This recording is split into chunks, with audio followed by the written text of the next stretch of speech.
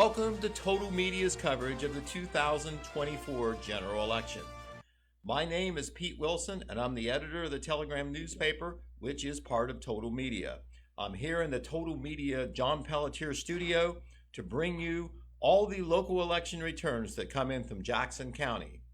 This evening, our main job will be to announce the election returns from Jackson County and Vinton County, and we're going to do that just as soon as we have those results. Telegram multimedia journalist Jeremiah Shaver is joining me here in Jackson County, along with our silent but very important partner, Hayden Milliken, who is manning our production board and making sure this broadcast runs the way it should.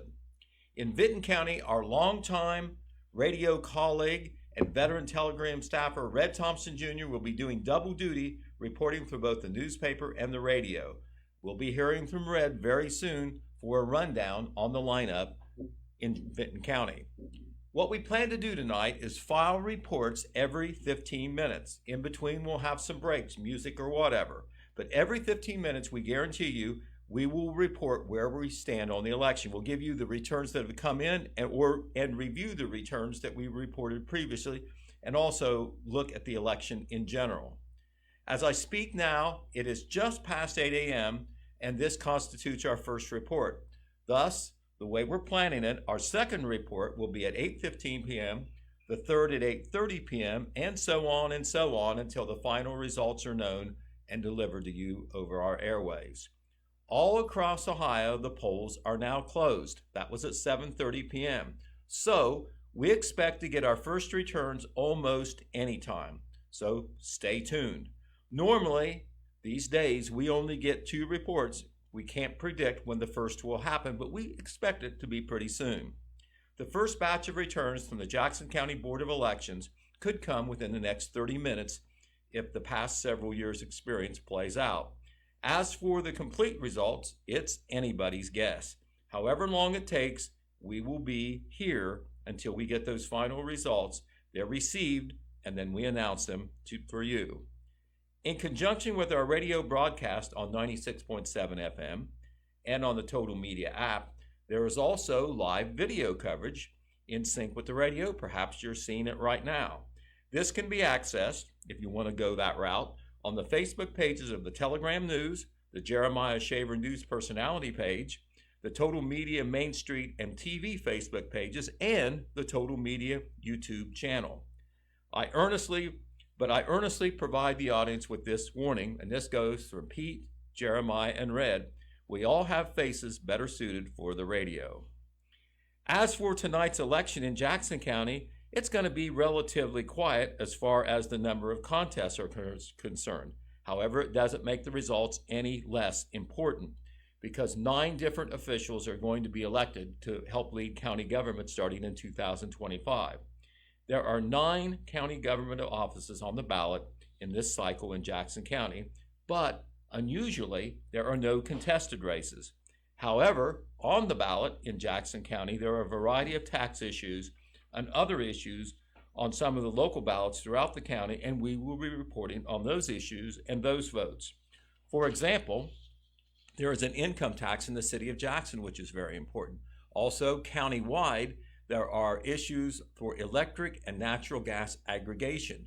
Those are on the ballots in all townships in Jackson County. We'll explain a little bit more about that later. In Vinton County, as we head to the north, the most interest is focused on the 3 contested races through county government offices. Those are Common Pleas Judge, the January 2 Commissioner's term, and the January 3 Commissioner's term. Because our local listeners also have an interest on races that are beyond our local borders, we are going to strive to keep up on the progress of the contest for U.S. President. Everybody wants to know about that one. United States Senate, the Ohio Supreme Court, U.S. Congress, and State Representative. Jeremiah is taking on the monitoring of these races through the Ohio Secretary of State's website and whatever link he can get on the internet to help us keep up.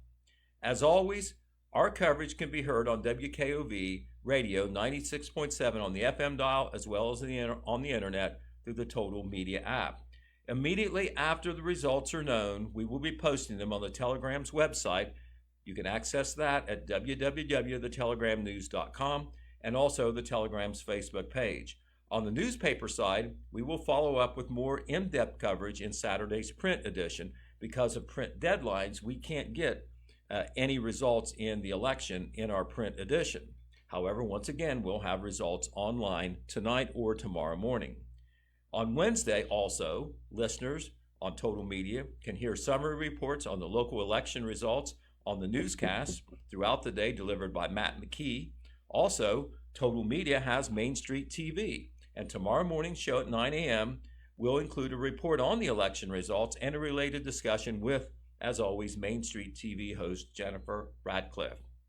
Now we're going to go to Jeremiah Shaver. We promised you some results from these races that are beyond Jackson County, talking about everything from U.S. President on down. And we already know that we have some results to pass on. Nothing locally yet, but Jeremiah can give you some numbers on some of these other races. If you're ready, sir. Sorry about that. That's all right. I was getting a message from Jim Milliken there, sir. They said they are working on getting us something. Okay. So hopefully that means early in office and absentee, I would think. Usually they send 2 reports. There's early in office votes, and then they send us a final report at the end of the night. So hopefully that sounds promising. Those. Sounds promising. Yeah, that's why I definitely wanted to see. He's typing again here, so hopefully that means we'll get something to our email shortly. But you were talking about the statewide races. I do have pulled up here. Let me refresh because it's been a second. This is the U.S. Senator race, and we're going to break down those numbers for you. And I'm just going to run down the list starting at the top. Sherrod Brown has 946,788 votes, and then Bernie Moreno has 806,468 votes, and then Don Kissick has 42,617 votes in that particular race, Pete. And then you also wanted me to touch on the Supreme Court, correct? Yes, absolutely. So let me load this real quick and refresh it for you. So in the Supreme Court, there's three different ones, correct? You have the Justice of Supreme Court, and it's the term commencing January 1st, 2025. You have Michael Donnelly with 870,876 votes. And then you have Megan Shanahan with 846,635 votes. And then in the other race, you have the Justice for Supreme Court. This is the term commencing January 2nd, 2025. Joseph T. Teeter with 843,409 votes. Melanie Stewart with 880,554 votes. And then in the Justice of the Supreme Court, the unexpired term ending December 31st, 2026, Lisa Forbes with 883,953 votes, and Daniel Hawkins with 846,165 votes. So that is for that particular race. All right. Well, very good.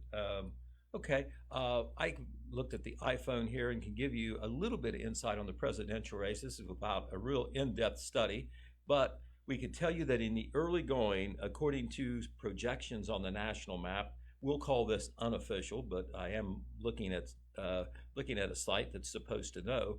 It looks like that former President Trump has been declared the winner in such states as Kentucky, Indiana, West Virginia, Tennessee, Alabama and Mississippi, Florida and South Carolina, and Oklahoma, and is leading in Georgia and Texas. Those are 2 biggies.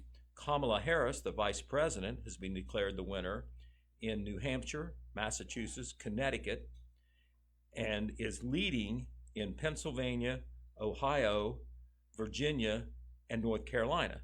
And of course, remember that on those ones where we say someone's leading, that is early. All those votes has not been counted. As a matter of fact, where they say somebody is going to be the winner, those votes are not final, but there's enough votes in that the experts, these projectors, feel it's safe to call that state for that particular candidate. So we'll be following the presidential race as well. So back to the format. We've been told, and we've already got a text from Jim Milliken, the elections administrator at the Jackson County Elections Board, that they are working on giving us a report on the first round of votes from Jackson County. These should be, if past practice continues, all the early in-person votes and the absentee votes that have come in. There might be a few absentee votes that have not come in because they could have been mailed in as late as Sunday night or even dropped off today. But it will be most of the early votes. The second batch we get, that's the one that, you know, we may have to wait on. That is the rest of them, which is basically everybody that voted today. And Jeremiah, I know that we've received unofficial reports, but reliable, I think, that even though the early in-person votes and the absentee votes went through the roof as far, 8,000 plus in Jackson County. That's 40% of the electorate. Good turnout. We've heard that the turnout is major in Jackson County today at all three sites, which of course are Wellston High School, Jackson High School, and the Madison Jefferson Bingo Hall. That's right. I will say I stopped out early this morning after the polls opened at Jackson High School at the Fieldhouse, and I watched for about an hour, and it was just a rotating door there, Pete, at the Fieldhouse. People coming and going, and I think that's a good sign. Right, absolutely. You know, the more people vote, you know, the greater percentage are making these very important decisions about who our leaders are going to be. Once again, that first report, we're going to take a break here in just a minute. When we come back, who knows, we may have those first votes from Jackson County. Also, we're going to be joined by Red Thompson Jr. up in Vinton County to give us kind of like a preview up there. And if we don't have results from Jackson County, we'll kind of let you know what is on the ballot here for those folks who may be unacquainted with that. But once again, the bottom line is we will be here until all the votes are in. We'll be doing reports at least every 15 minutes. We've been on about 15 minutes on this one already. But we will take a break, and then we will come back. Let's see, it is 8:15 now, I believe, 8:14. We will come back at 8:30 p.m. with our next report of election reports for both Jackson and Vinton County. So this is Pete Wilson along with Jeremiah Shaver, Hayden Milliken, and Red Thompson Jr. reporting on live election reports on election 2024 in both Jackson County and Vinton County. Stay tuned. We'll be back at 8:30.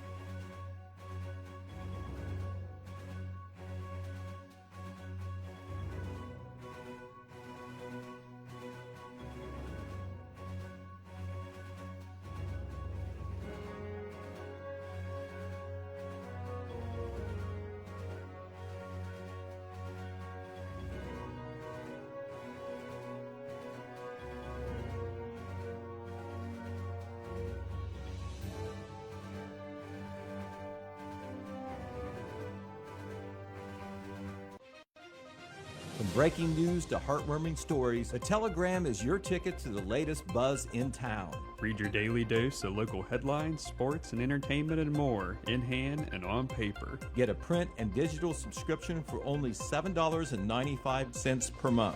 Delivered fresh every Wednesday.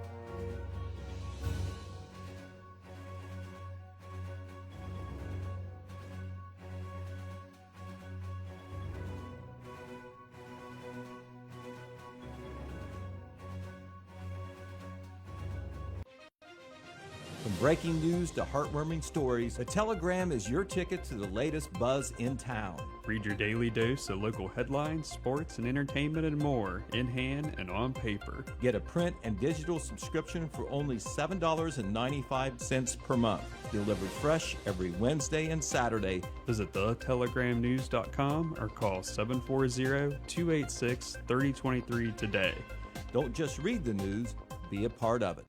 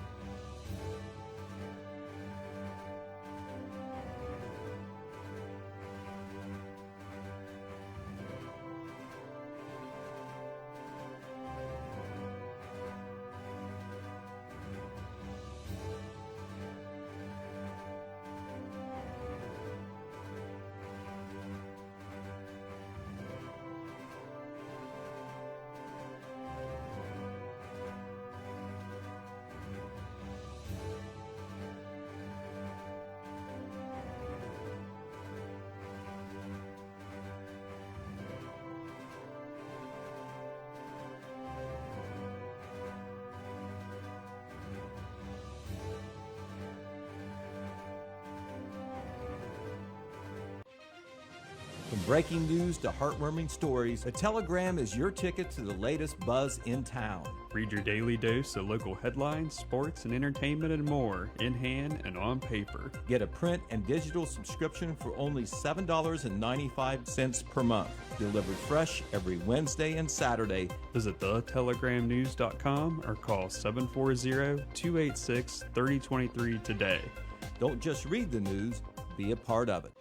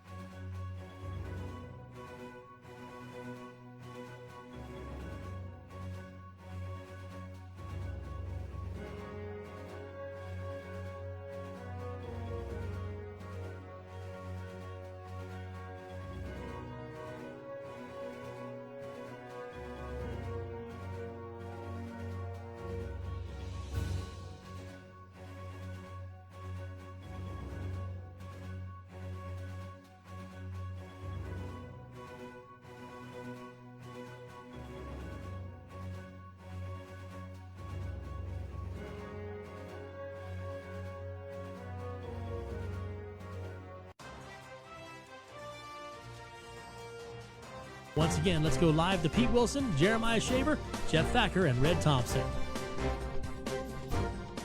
Okay, we're back here in the John Pelletier studio, and as we wished, and our wishes were answered, we have got a good chunk of results in from Jackson County.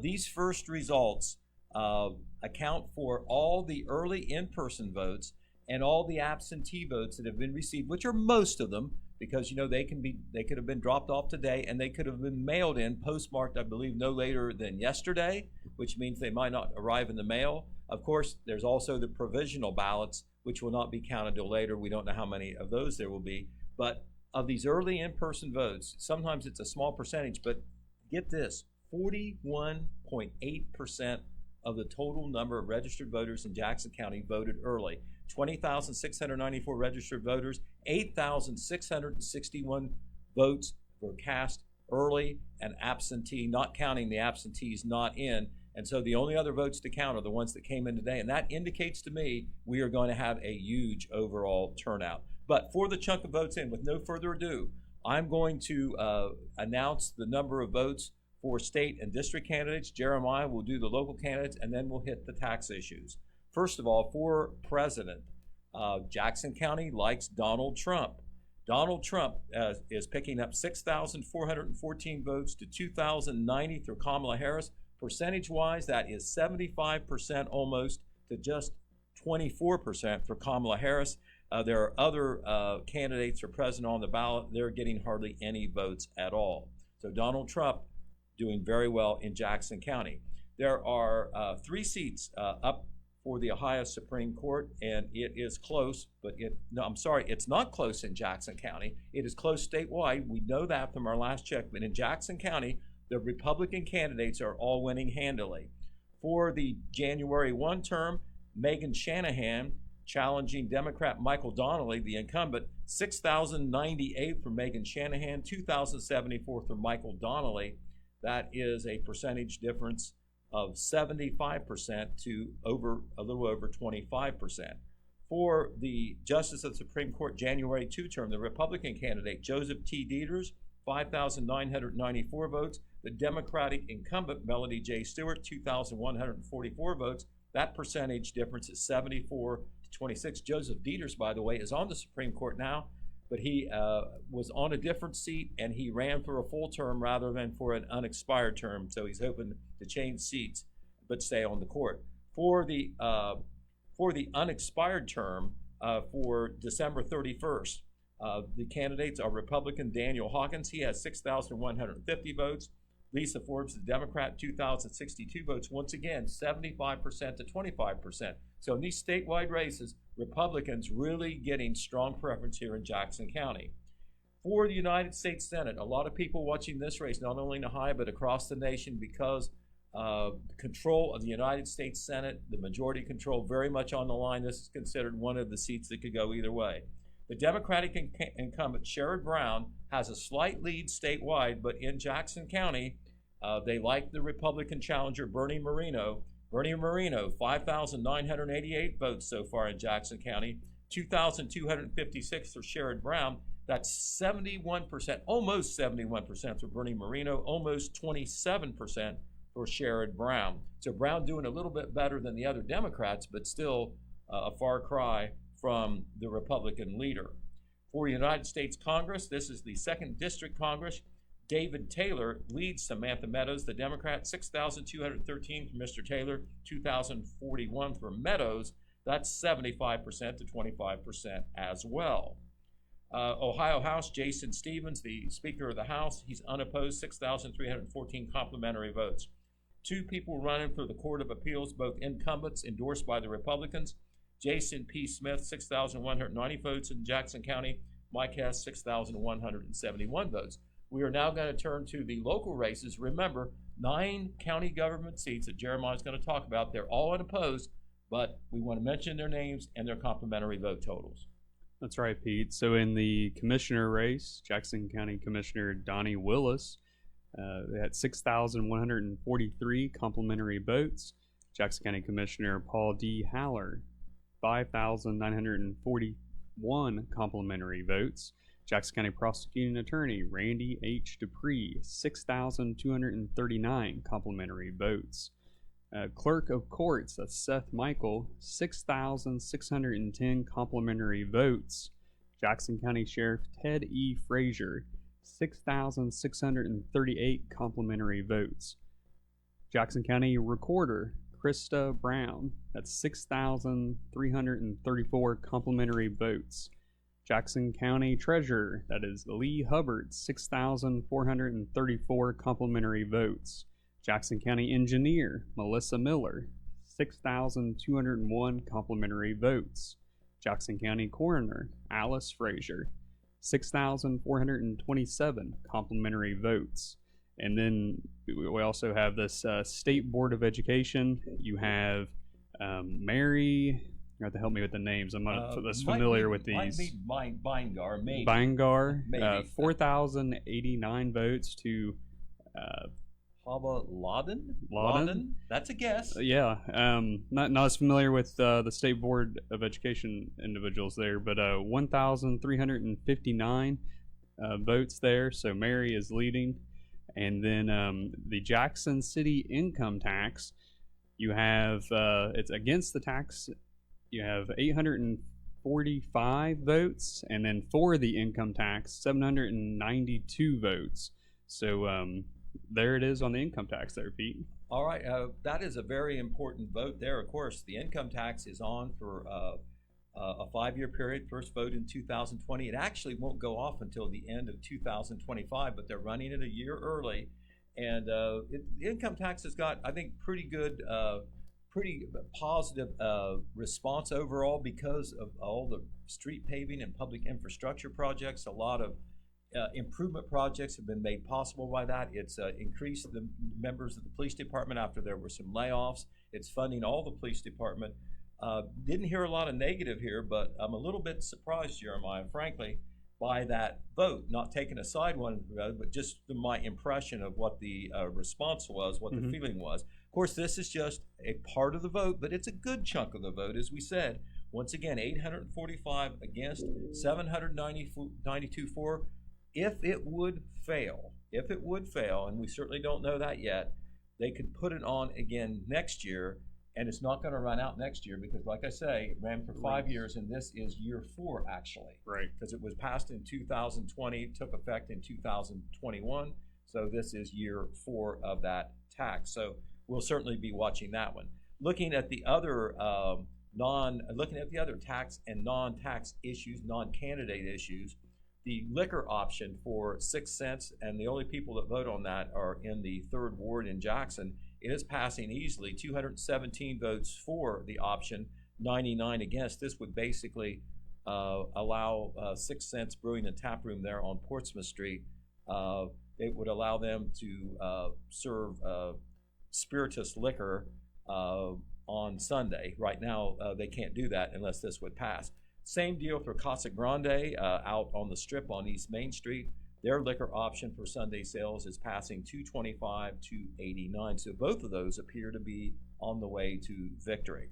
Looking at the other tax levies, the Wellston Fire Department, or the City of Wellston, has a fire tax replacement levy on. For the levy, 501 votes for, against 457, and that's a little close. 52% to 48%, the difference there. So certainly no decision yet on that, but the Wellston fire tax levy, replacement levy, is slightly ahead right now. In Liberty Township, they have a fire replacement levy. It is winning by a more comfortable margin, 377 votes to 223. Hamilton Township has a fire levy, kind of close there, but it leads 88 votes for the levy, 73 against. Sauter Township has a fire levy. It is passing with a comfortable margin, 331 votes for, 252 against. And then the 2 aggregation issues, these are in the townships countywide, except for the municipalities. They're not included in this. Aggregation, I'm not an expert on it, but basically what it would allow you to do, it would allow all the residents to go together, as a group, in one group, and then they could bargain or seek the best rate possible for electric on one side, natural gas on the other. They're 2 different issues. The commissioners put this on the ballot figuring that they should give the residents a chance to vote on it, and they feel it would likely lead to maybe lower rates to electric and natural gas. However, the residents appear to be skeptical because they're voting it down right now. It's 1,749 for, 3,022 against for the electric aggregation issue. And for the natural gas aggregation issue, almost identical, 1,787 votes for, 2,947 votes against. And the other issue is issue 1. That's the state issue amendment that would call for a change in the process to determine the redistricting for legislative districts in the state of Ohio. A lot of controversy on that. This amendment in Jackson County, at least, is failing. The amendment to make changes and go with a bipartisan panel as opposed to letting the government officials do it. 2,434 are in favor of issue 1 and making a change. 5,769 don't want to make that change. That's 70% of the Jackson County electorate that are against it. I believe statewide that's very close right now, but right now issue 1 winning statewide very close. I haven't looked for 10 minutes, so it might have changed, but that's the deal there. Remember, the numbers that Jeremiah and I read to you are not all the votes. It's a good chunk of the vote. It is 41% of the electorate, but we know a lot of people voted today, so there could be changes. So, Red Thompson Jr. is waiting patiently, and guess what? From what we understand, he has a few results as well. You take it away, Red. Well, good evening from the Benton County Board of Elections, and we do have 3 of 20 precincts reporting in the county, and we'll get right to some local races. And right now, the most interesting race in the 3 precincts that are reporting is the common pleas judge race between Lana Featherwaltz Rogers and James Payne. So far, Rogers has a 9-vote, 1457 to 1448, 1457 to 1448 lead over Payne.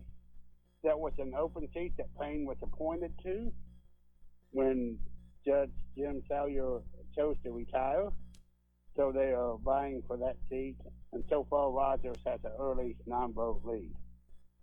In the commissioners' races, Jeff Harper III is off to a big lead over Jeff Fee, 2396 to 845. That is for a county commissioner seat starting on January 3rd. And Kevin Kosad appears to be on his way to winning a commissioner seat, as he has a big lead, 24 to 13 to 245 over write-in candidate Cassidy Sowers. There are some other interesting things in Benton County. Benton County is voting right now at 3 of 20 precincts again against State Issue 1, which would set up public commissions to draw voting lines in the state. The noes have it right now by a 21 to 98 advantage, yes 998. So we'll see how that plays out. Redistricting has been an issue in Ohio, and this is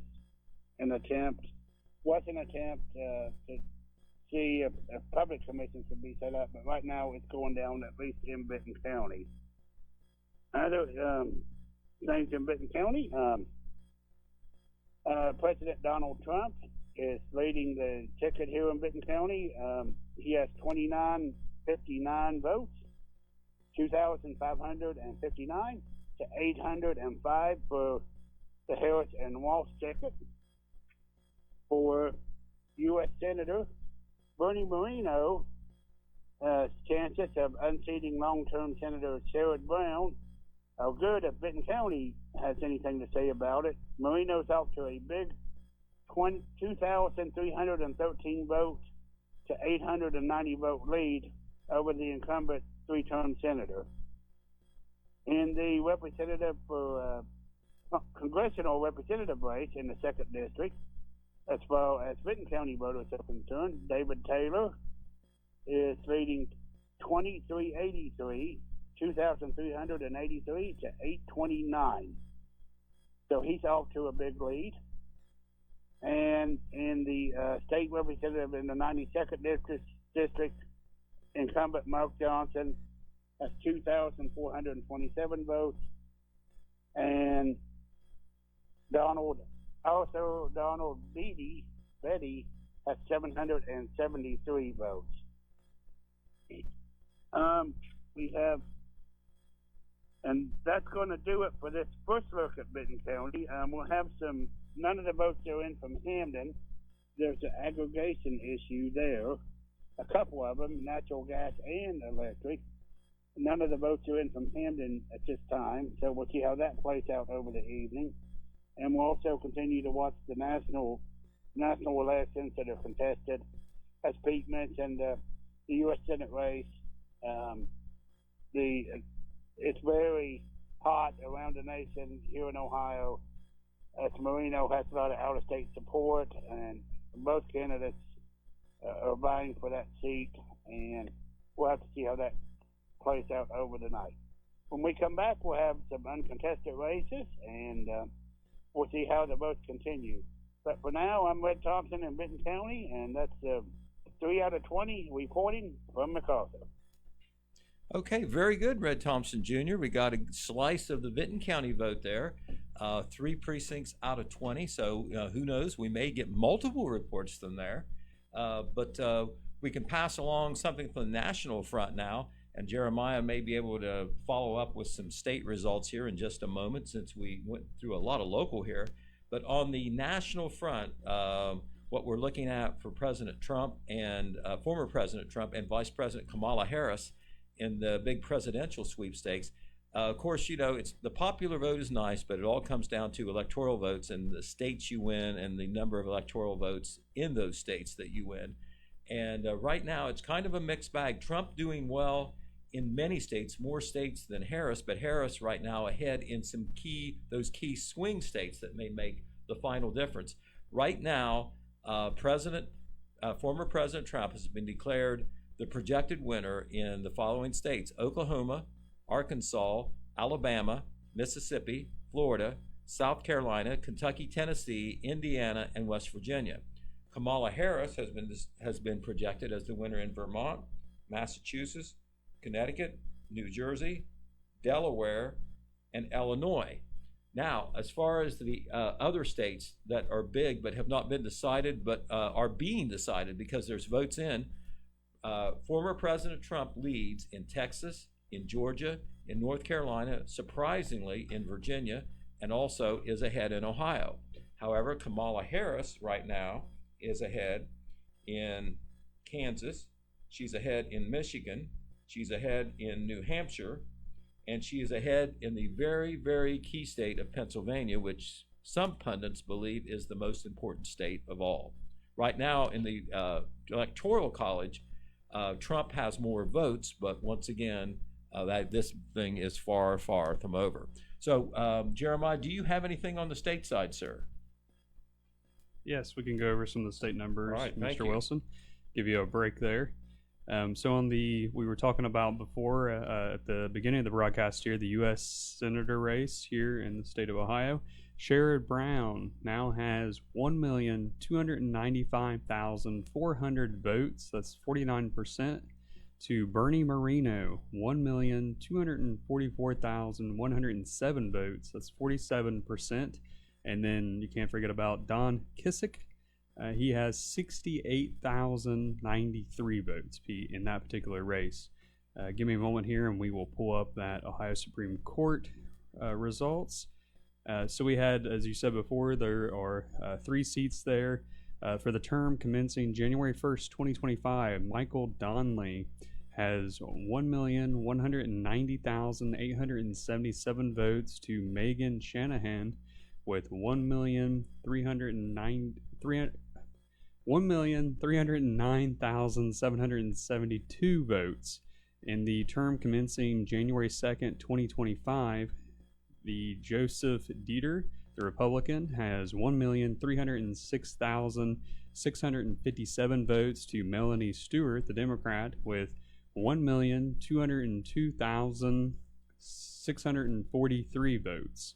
In the unexpired term that ends December 31st, 2026, Lisa Forbes, 1,208,121 to Daniel Hawkins, the Republican, with 1,304,920 votes.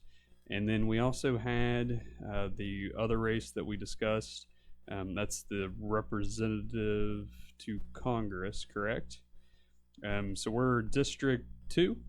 That's correct. Congress. For Congress. David J. Taylor with 133,677 votes. Samantha Meadows, who's the Democrat, with 56,351 votes. And you also had the one in Vinton County. What do you know the district number That was the there? 92nd House District. 92nd. So let's see if we can find that for you just to give an update because we didn't go over that before. We can get it to load here.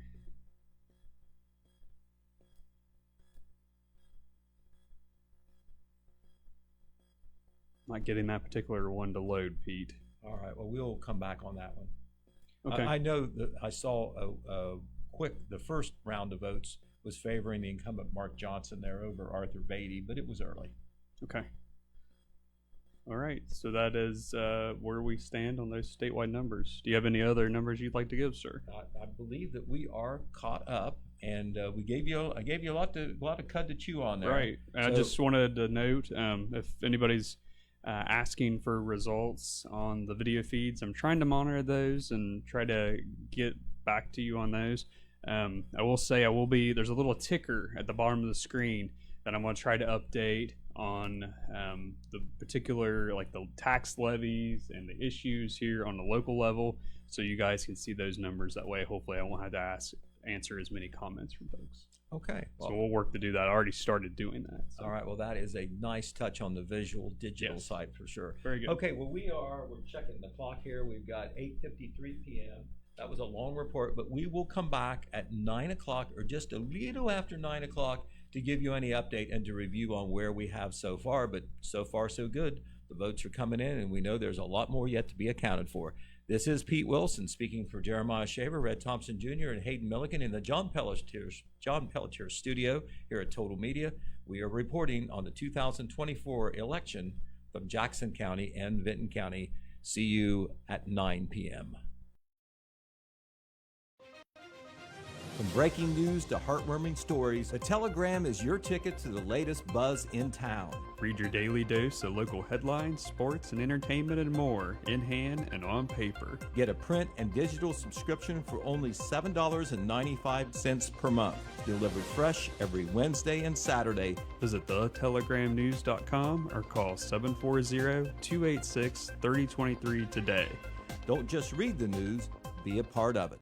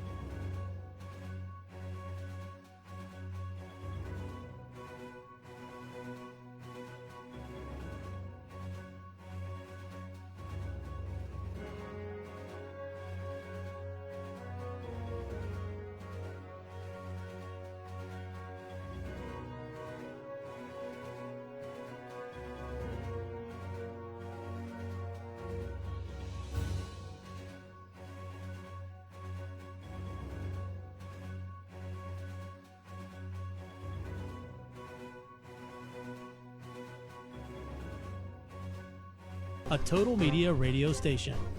All right, we're back here in the John Pelletier studio as we monitor and report the results of the 2024 election from Jackson County and Vinton County. And on our last break, we learned from Red Thompson Jr., who's stationed up in Vinton County at the Board of Elections, that he has more results. He had reported 3 precincts out of 20 on his last report, on our last reporting block, and he has more now. So, without further ado, okay, Red's getting ready, but we understand he has more. So we will do a quick review of where we stand in Jackson County. We gave the results for the income tax. It was the city income tax. I think that's one of the major stories in Jackson County. This was nearly 42% of the turnout for. Okay, I will go away from Jackson County because Red Thompson Jr. now is standing by, and he has fresh information from Vinton County. So, Red, what's the latest? Good evening again from the Vinton County Board of Elections. Pete, we do have one close race. Lana Federal Rogers is continuing her effort to win that common pleas judge position. She has 2,197 votes. Jim Payne is very close, 2,014. So she has increased her lead from the last 9-vote total, but it's still very close, too close to call at this point. But the commissioner's races, I think we can go ahead and project those. Kevin Cosad with 14 of 20 votes coming in. He has 3,641 votes. Write-in Chastity Sowers has 303, and that would seem to be a victory for Cosad. That would be too far to overcome. In the other commissioner's seat, Jeff Harper appears to be on his way on his first political bid to earning a commissioner's seat. He has a 3,613 votes to candidate Democratic challenger Jeff Fee 1,113 votes. So that's probably a projected win for Harper. In other votes here in Vinton County that's affecting our regional and national races, Bernie Marino did very well in the county as he is attempting to unseat Sherrod Brown. He has 3,449 votes to 1,203 for Brown. David Taylor on the congressional race in the 2nd District, he has 558 votes to 1,094 for Samantha Meadows. And we also have Mark Johnson in the State District 92 race, 3,630 to 1,002. So that's some of the contested races going on in Vinton County. President Trump is also winning big in Vinton County, 3,871 to 1,045 on the Harris ticket, on the Harris and Walsh ticket. So it looks like a Republican night, with the exception of Federal. She's clinging to that slight lead on the county judge position, Court of Common Pleas. So we will see how that turns out, and that's the really only close race we have right now, Pete, as the rest of them seem to be all going the GOP's way tonight. I'll tell you what, Red, thank you so much. You're doing a great job up there. The Republican trend, which you referred to in Vinton County, definitely repeated here in Jackson County. Whether the candidates are state-level candidates, district-level candidates, or local candidates, it seems like that the county is definitely tilted the red way. There is a red wave in Jackson County for sure, whether that was expected or not.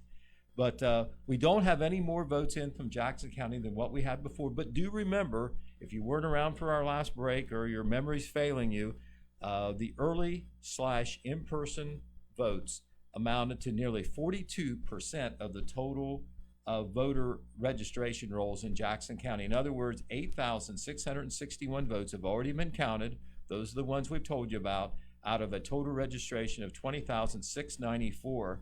And so we know that there are lots more votes, though, coming in today. And so however the votes stand now, they can certainly change, especially in a close race. One of the closest ones, and I think maybe the headliner right now in Jackson County, is the 1.5% city income tax in Jackson, which is on the line in this election.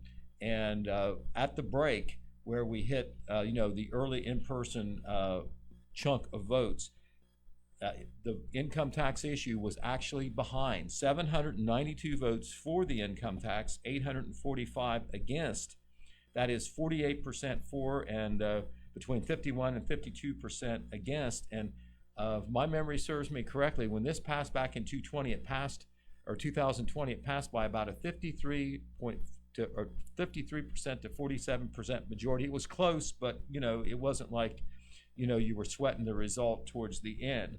So we're definitely going to stay on that one and watch it. As we've told you before, if past practice prevails, we will only get one more report, and that will be the whole enchilada, the total votes. And we don't know when that'll come. We got this big chunk of votes fairly quickly in the evening, so who knows how quickly it might come.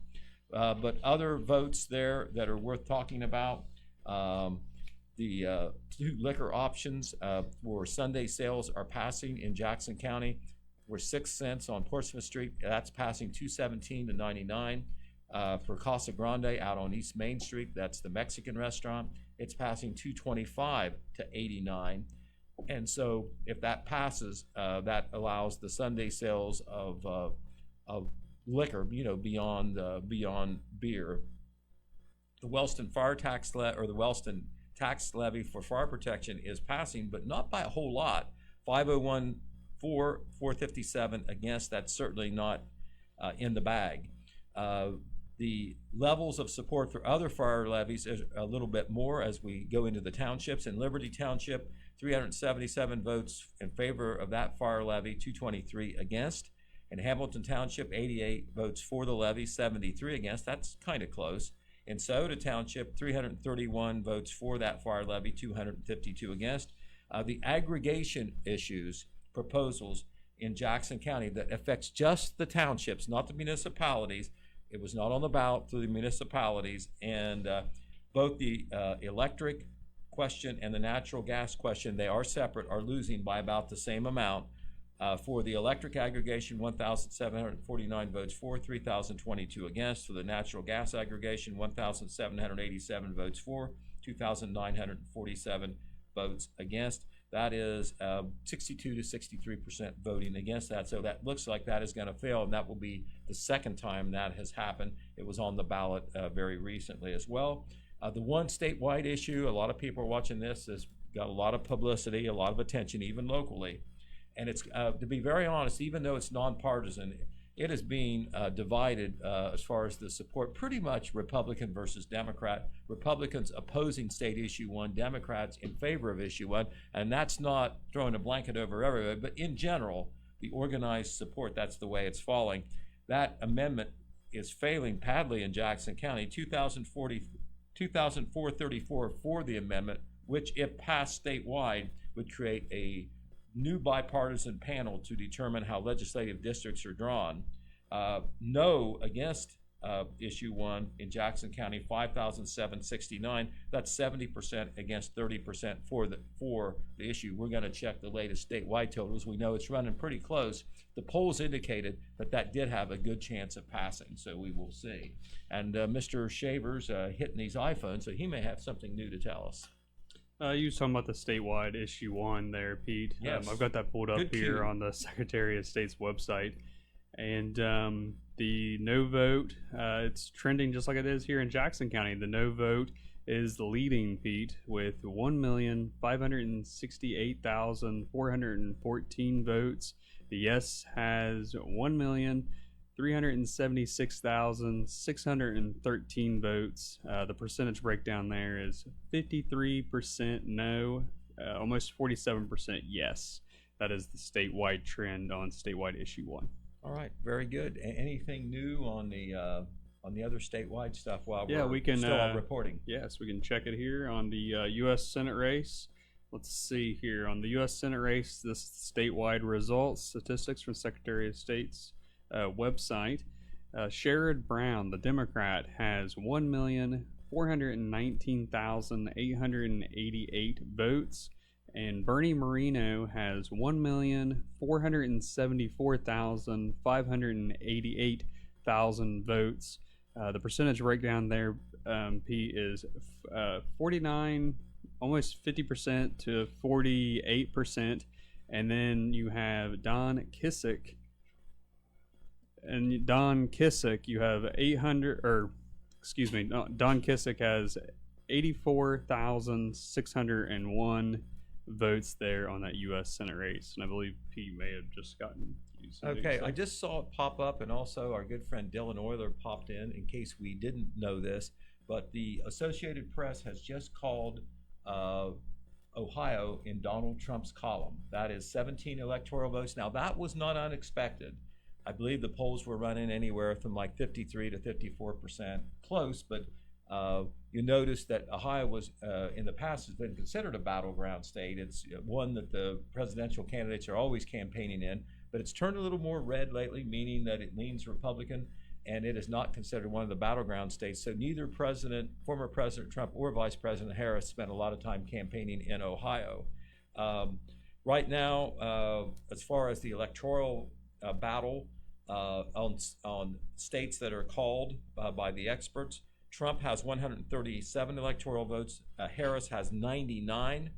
Former President Trump leads in more states and has had more states called in his favor than Kamala Harris. However, Kamala Harris does lead in Michigan, and she does lead handily right now in the very important state of Pennsylvania, which may be as important, if not more important, than any other state. Former President Trump leads in the battleground states of North Carolina and Georgia, and actually is leading in Virginia, where he wasn't necessarily expected to win. So, that saga goes on, and we will pay attention to that as we wait for the final results to come in from our local election. Once again, in Vinton County, I think I heard Red say, if I'm mistaken, I'm sorry, I think I heard him say 14 out of 20 precincts in. So that's about 70% of the vote in. And of course, the one close race right now is for judge between Lena Featherhoff Rogers and the sitting judge right now, James Payne. James Payne, of course, was appointed to that seat by Governor DeWine when former Vinton County Common Pleas Court Judge James Salyer retired/resigned last year. So we'll see what happens there. Of course, in Jackson County, no contested races through any of the county government seats. So odd. Never seen that happen as long as I've been doing it. I've been doing it for a long time. However, very close on that income tax race right now. And overall, I should have a red shirt on, not a blue one, because Jackson County is red, red, and red. Right. All right. Well, it is 9:14, so it's about time to take a break. We are going to do just that. We will be back at 9:30 p.m. with our next report, and we'll see if we have more votes in. And if we don't, we'll tell you where we stand in case you've forgotten or you're just joining us. We were going to stay with you until we know the results from Jackson County and Vinton County. So this is Pete Wilson for Jeremiah Shaver, Hayden Milliken, and Red Thompson Jr. You are listening to Live Election Returns on WKOV 96.7 FM. From breaking news to heartwarming stories, the Telegram is your ticket to the latest buzz in town. Read your daily dose of local headlines, sports, and entertainment and more, in hand and on paper. Get a print and digital subscription for only $7.95 per month. Delivered fresh every Wednesday and Saturday. Visit thetelegramnews.com or call 740-286-3023 today. Don't just read the news, be a part of it.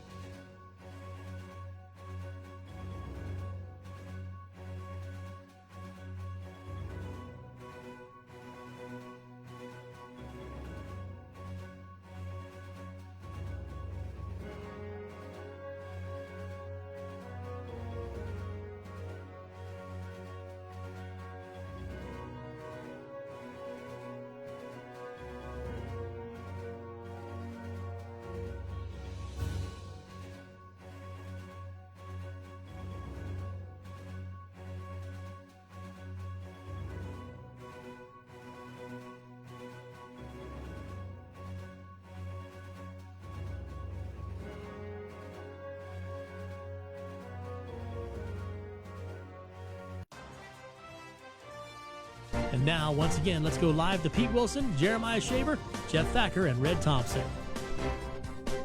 All right, back here in the John Pelletier studio, and hey, we've got some breaking news out of Vinton County. Yes, the votes are all in Vinton County is what we understand. Is that true, Red Thompson? And if they are, let's hear them. Yes, they are. 20 of 20 reporting, with 105 provisional votes and 113 outstanding absentee votes. But I spoke to the Board of Elections, and there were no races tonight that should require a recount. But the big news in Vinton County tonight in the election, Miss Lena Federal Rogers has won the Vinton County Common Pleas Court post.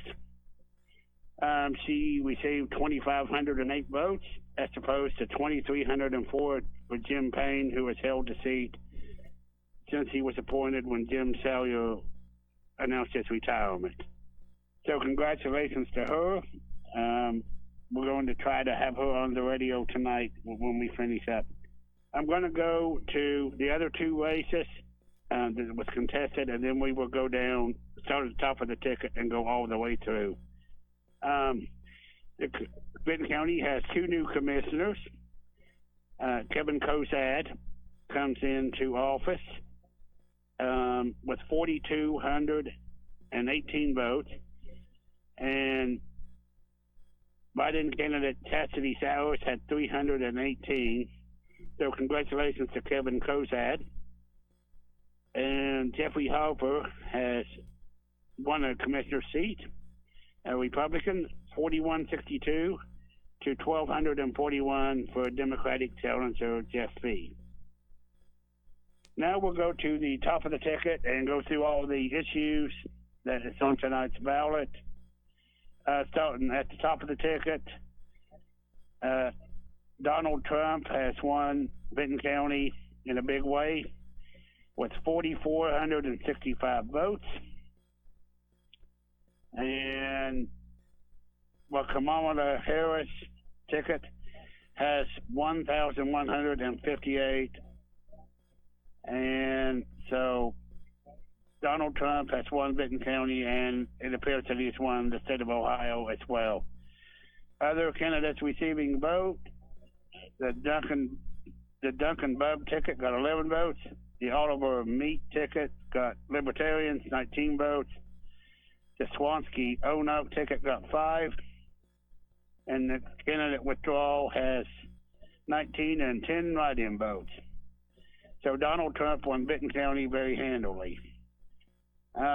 For the Justice of the Supreme Court, Megan Shanahan won Vinton County, 4,063 votes to Democrat Michael Donnelly, 1,232 votes. Justice of the Supreme Court, Joseph Dieters won Vinton County, 3,955 to 1,290 for Democrat Melody Stewart. Again, that's 3,955 to 1,290 in that race. Justice for the Supreme Court, Republican Daniel Hawkins won that race, 3,999 votes over Democrat Lisa Forbes, and she had 1,232 votes. U.S. Senator, if Vinton County votes are any indication, but it's going to be a big night for Bernie Moreno.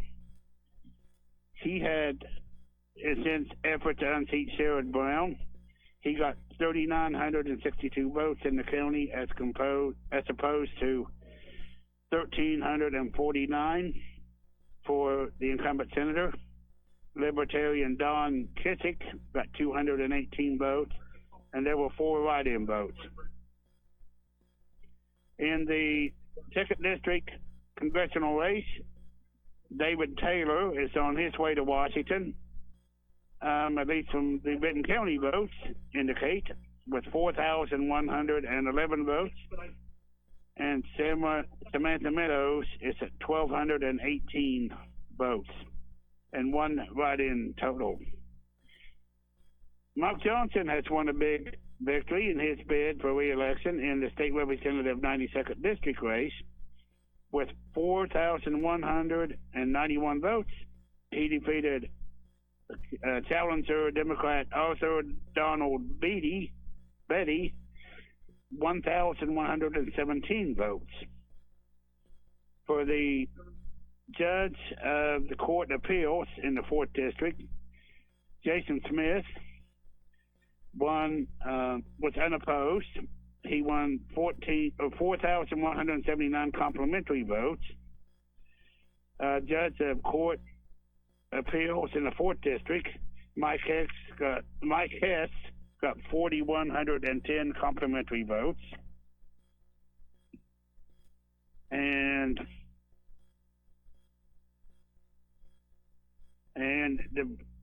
for prosecuting attorney, William Bill Archer got 4,008 complimentary votes.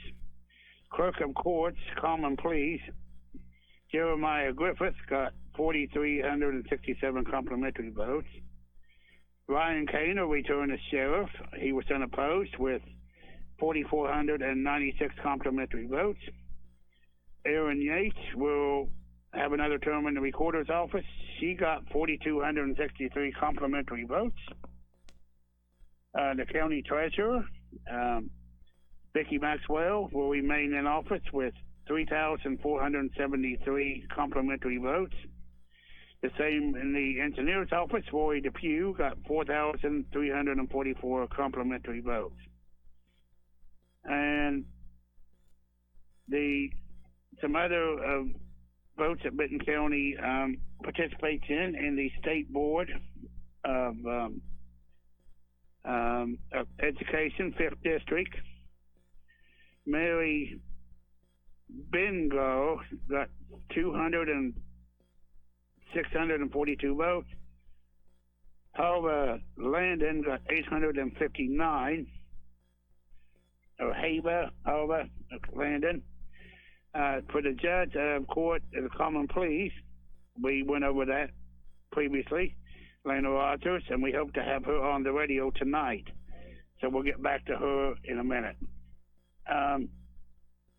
And we have the judge of county court, Jeffrey Randolph. I'm not sure what the FTC. Jeffrey Randolph Griffith. Oh, okay. That's the county court. We already went over that. Sorry about that. Okay, now we have some trustee races in the county. And we have Grant Smith winning a trustee seat in Knox Township with 192 complimentary votes. In Richland Township, we do have a apparent tie between Austin Owings.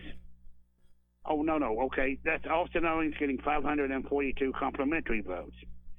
In Wilkesville Township, Eugene Wells got 310 complimentary votes. Now we have a lot of issues to go over in the county. Issue 1 failed in Benton County. That is where a citizens committee would have set up voting districts as opposed to politicians.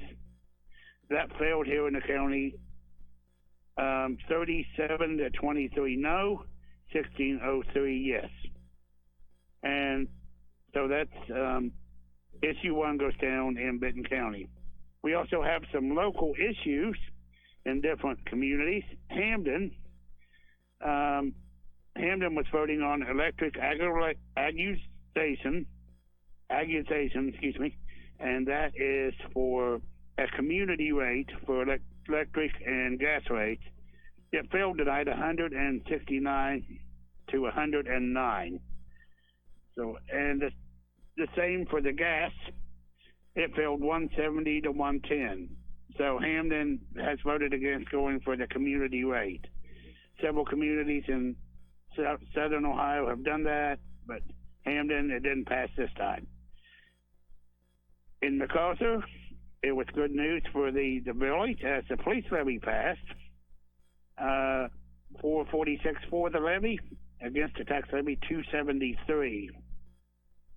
And in MacArthur also got good news on the current expense levy, 422 for, 284 against.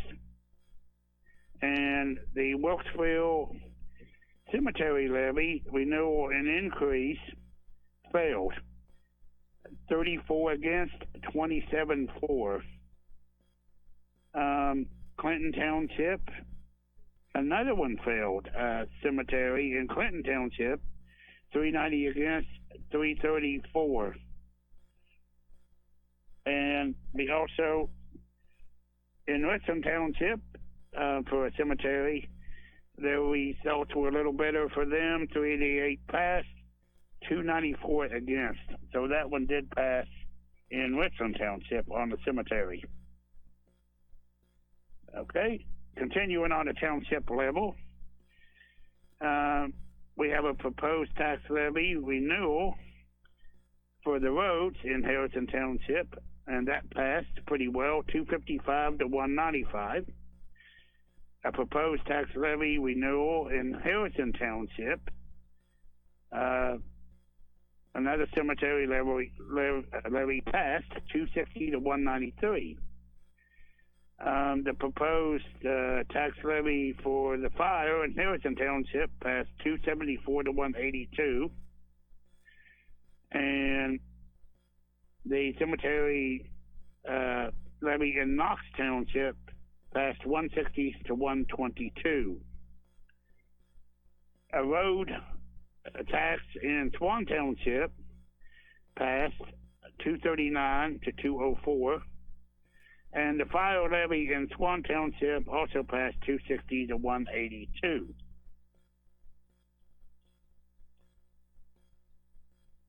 And the tax levy in Benton County for the public safety communication equipment failed, 27 to 90 to 2550, 2579. 2790 to 2579. So I'm sure the sheriff's department is disappointed in that. That was for communications equipment. So we'll see if that comes back on the ballot. But the big news tonight, President Trump, or former President Trump, won the county, and we have 2 new commissioners, and we have a new county Court of Common Pleas judge. I'm going to try to get an interview with Atlanta Federal Officers before we sign off. And that's it from Benton County tonight, Pete. Three new office holders. Okay, well, very good. That wraps up Red Thompson's report from Benton County. Do remember, if you missed that or you want to review it later, we hope to post some the raw numbers online, also some sort of summary story as well. As we can get to it. Of course, we still have business to do here in Jackson County. We have received the early in-person and absentee votes, or at least the absentee votes that have been received, and that's most of them, represent nearly 42% of the total vote, but we're still waiting for that vote here in the polls today, and we know that was heavy as well, so that could certainly change some things. One of the big races that we're watching, or one of the big issues that we're watching, is the Jackson City income tax. It was trailing by a very close margin at the end of that first block of voters. It has to make up some votes to be able to pass. Now, once again, if somehow it would not pass, the tax does not end tomorrow. It will not end till the end of 2025 because it was passed for a 5-year term, and this is year 4. It's just being put on a year early. So it could be put on again, but once again, we'll see whether it wins or loses when we get this last round of votes. But looking at some other numbers that may be interesting, of course, not too long ago, maybe half hour ago, the AP called the state of Ohio for Donald Trump in the presidential race. Right now, Donald Trump with about 55% of the vote to 44% for Kamala Harris. And you look at the map of Ohio, and it is really red. And the way it works out, if it's a county in a metro area, they probably voted for Kamala Harris. But if they're rural, suburban, small town, they voted strongly for Donald Trump. Most counties went red for Donald Trump. The only county in this area that went through Kamala Harris was Athens County. And of course, Athens County has a reputation for being Democratic, as it is obviously swayed by all the students at Ohio University. Excuse me, for Senate, we were watching this one too. Bernie Moreno has an edge right now over Sherrod Brown, and he's actually building a little bit of a lead. Excuse me, 1,902,031 votes to Brown's 1,713,421. 63% of the vote is in, so this is starting to mean something, this lead. 51% for Moreno, 46% for Brown. Don Kissick, the Libertarian candidate, is making a difference there, as he has received 114,937 votes, 3%. That definitely could affect who wins between Moreno and Brown. Do you have something, Mr. Shaver? No, but earlier I couldn't find this, and I have it now. We were talking about the statewide results for state representative for the District 92, which I believe is part of it in Benton County, or all of Benton County, correct, sir? Yes. Yes, Part of it. So Mark Johnson, the Republican, has 30,633 votes, while Arthur Donald Bately, the Democrat, Beatty. the Democrat, has 12,769 votes in that particular race.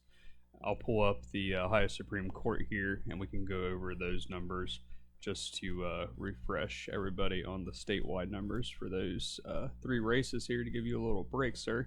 The term commencing January 1st, 2025, you had Michael P. Donnelly, the Democrat, with 1,614,434 votes. Megan E. Shanahan, the Republican, with 2,077,567 votes.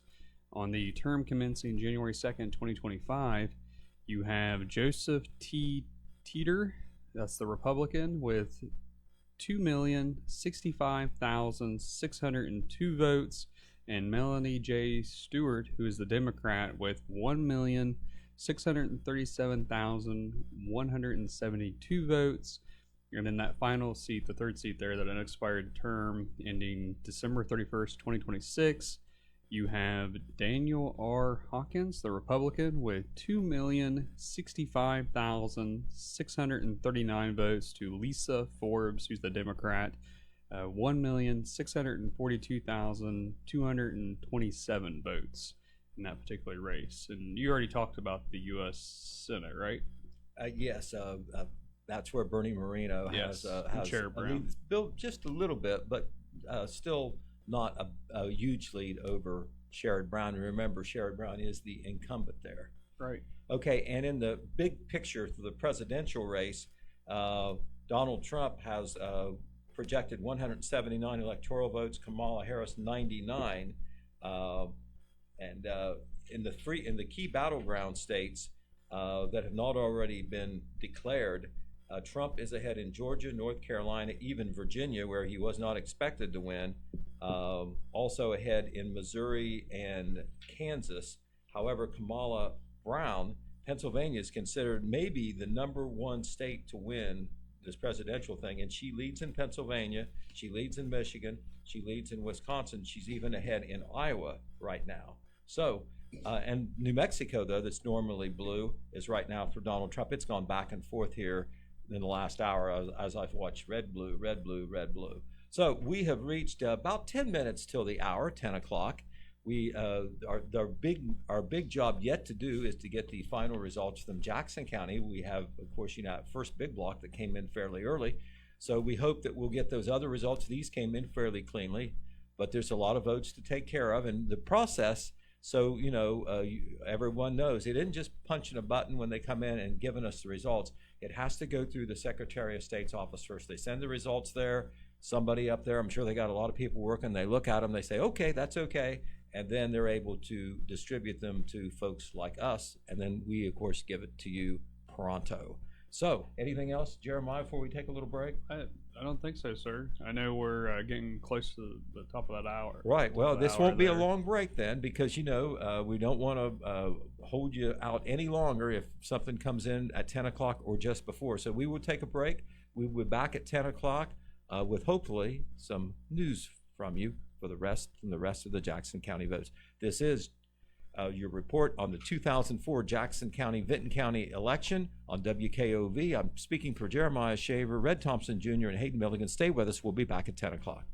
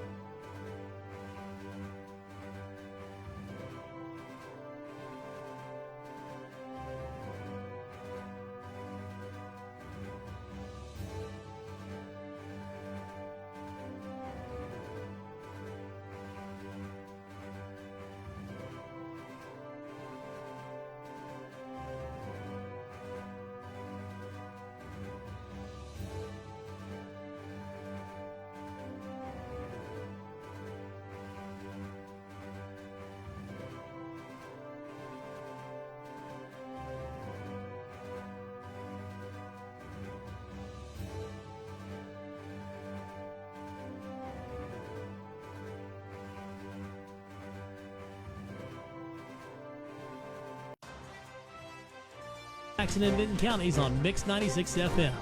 And now, once again, let's go live to Pete Wilson, Jeremiah Shaver, Jeff Thacker, and Red Thompson. All right, we're back here in the John Pelletier studio, and we are going to shift gears and go straight up to Vinton County because we have one of the big winners of the evening standing by with Red Thompson Jr., and that is none other than Lena Featheroff Rogers, who has won the Vinton County Common Pleas Court judgeship seat tonight in this general election. And I know it must be a big thrill for her. And Red, go ahead and take it away. Talk to Lena about her victory and how she feels and what she thinks as she looks ahead to her service in the Vinton County Courthouse. Okay, Lena, congratulations. We discussed earlier in the campaign, you're a county native, and you left for a while up in Hocking County. You served as prosecutor, and now the people of your home county has elected you judge. What's it feel like tonight? I just love this county so much, and I'm so proud and honored that they've chosen me to be their next Common Pleas judge and the first female judge in our county, as far as I can tell.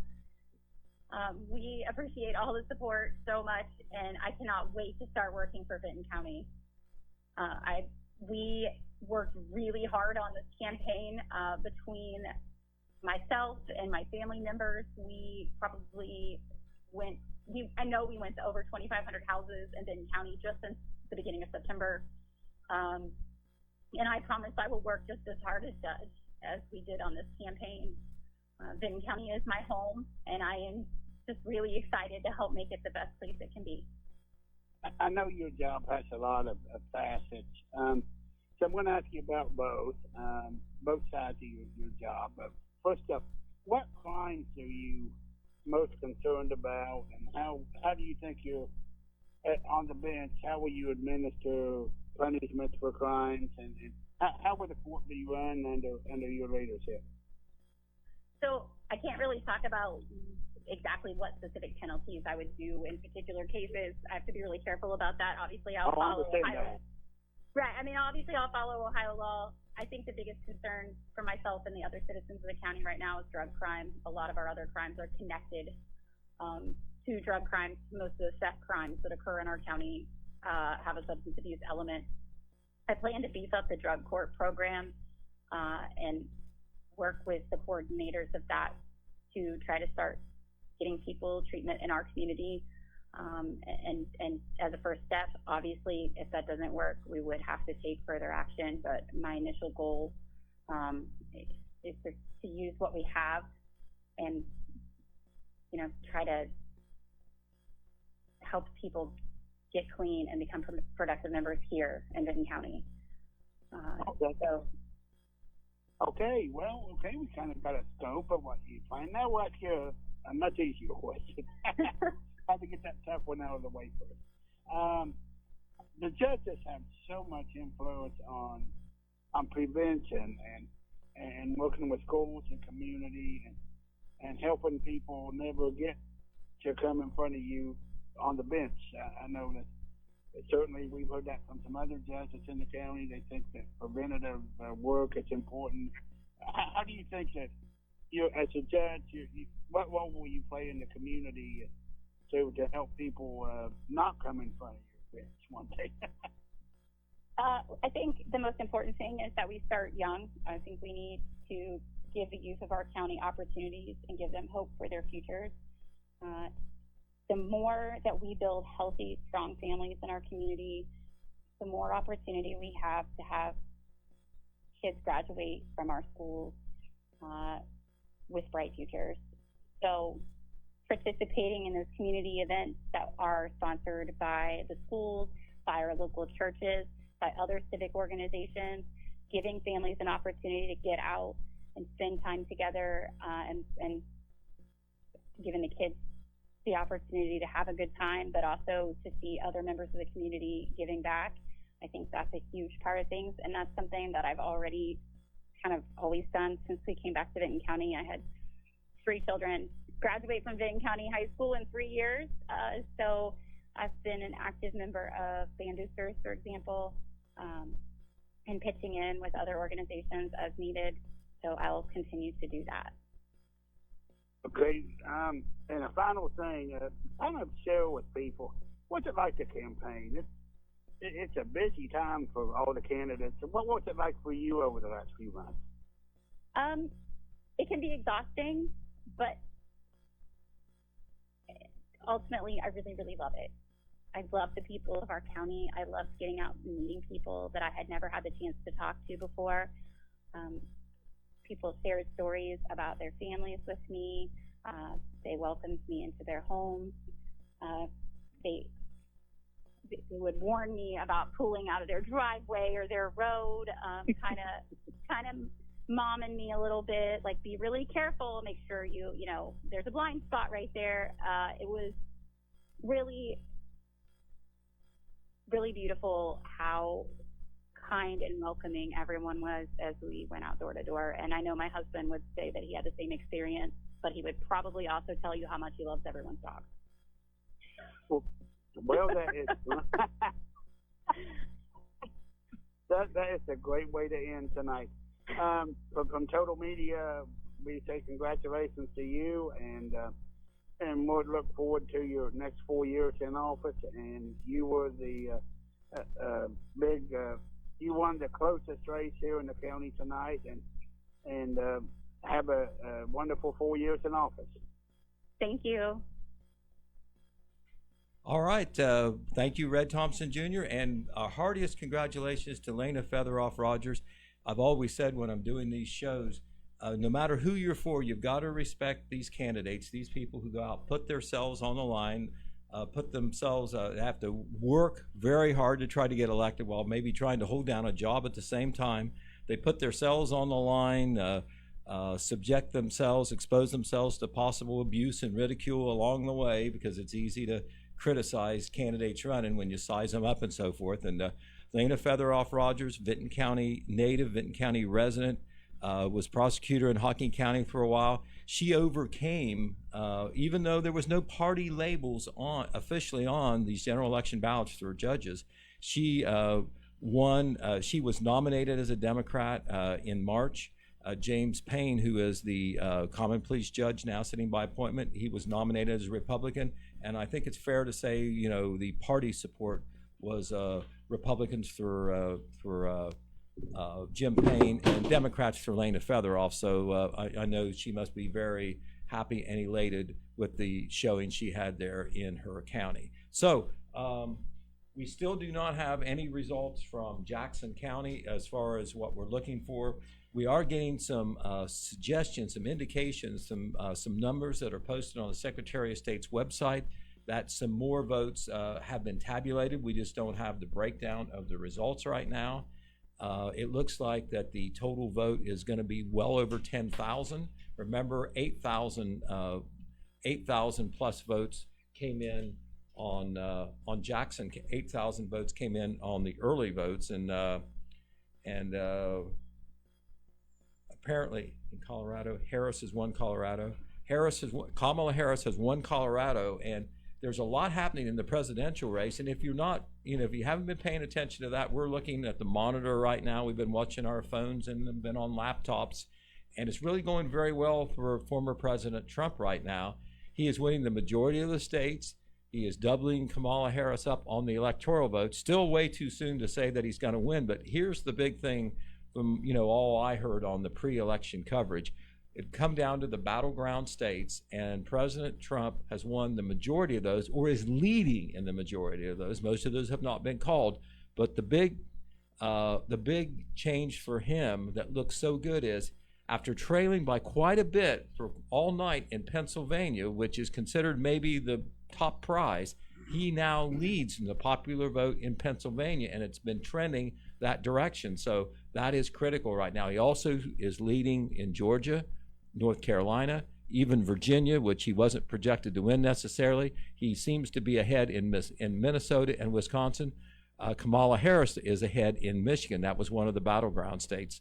And we know out west, we're not all the way out to the Pacific yet. Those states are probably going to go for Kamala Harris. You're talking about her home state of California, Oregon, Washington. But right now, the states in the Midwest, in the South and in the mountain areas are going strongly for Trump. That is with the exception of Colorado that we just learned about. Also in the Midwest, Illinois voted for Kamala. So that is where we stand, and we look at the time. It is 10:12. In Ohio, once again, President Trump has been declared the winner by the AP. He is gaining about 55% of the vote now. I looked at a map of the counties in Ohio, and most of the counties went for former President Trump. Only the municipal counties, the big city counties, went for Kamala Harris, where, of course, there's a lot of votes. Nearby Athens County, with the Ohio University student base, no doubt influencing the final vote, it went for Kamala Harris. But most of Ohio went strongly for former President Trump. That I don't know whether President Trump has coattails or not, but Bernie Moreno, who he endorsed, is now leading Sherrod Brown for the United States Senate seat. That's very close. And also, issue 1, even though officially nonpartisan, generally Republicans support no on issue 1. Democrats support yes on issue 1. And right now, issue 1, even though it was winning in the polls, is losing at the ballot box right now. That, of course, is too close to call. Once again, the big thing we're waiting on is all the final results from Jackson County. We have a feeling we're going to get them pretty soon. And, probably the headline thing, Jeremiah, I'm guessing, would be the Jackson City income tax. That's right, sir. Last check at the early voting, it was failing currently, but like you said, they still have time. They can put it on again and try again in the spring. Right. I think you could do it in the spring. That would have to be a special election, but they also have the general election to fall back on. So right. We'll have to see what they want to do and what the rules are. In some cases, you can't. It would be in the primary election if they did it. You can also do a special election under certain circumstances. It's a little bit of a different animal, but that's premature talk. But I know that those thoughts are going through everybody's mind right now, as that issue may win or it may lose. But we're going to take a break right now. We'll be back at 10:30, and we hope that that's going to be, when our hands get at the bottom of the clock, that's going to be a golden time for us as far as maybe getting the final results from Jackson County. We can feel it coming, folks. So hang with us. We'll be back at 10:30. This is Pete Wilson speaking for Jeremiah Shaver, Red Thompson Jr., and Hayden Milliken for the Telegram/Total Media/Radio News Team. This is Jackson County, Vinton County election results on WKOV. We'll be back at 10:30 p.m.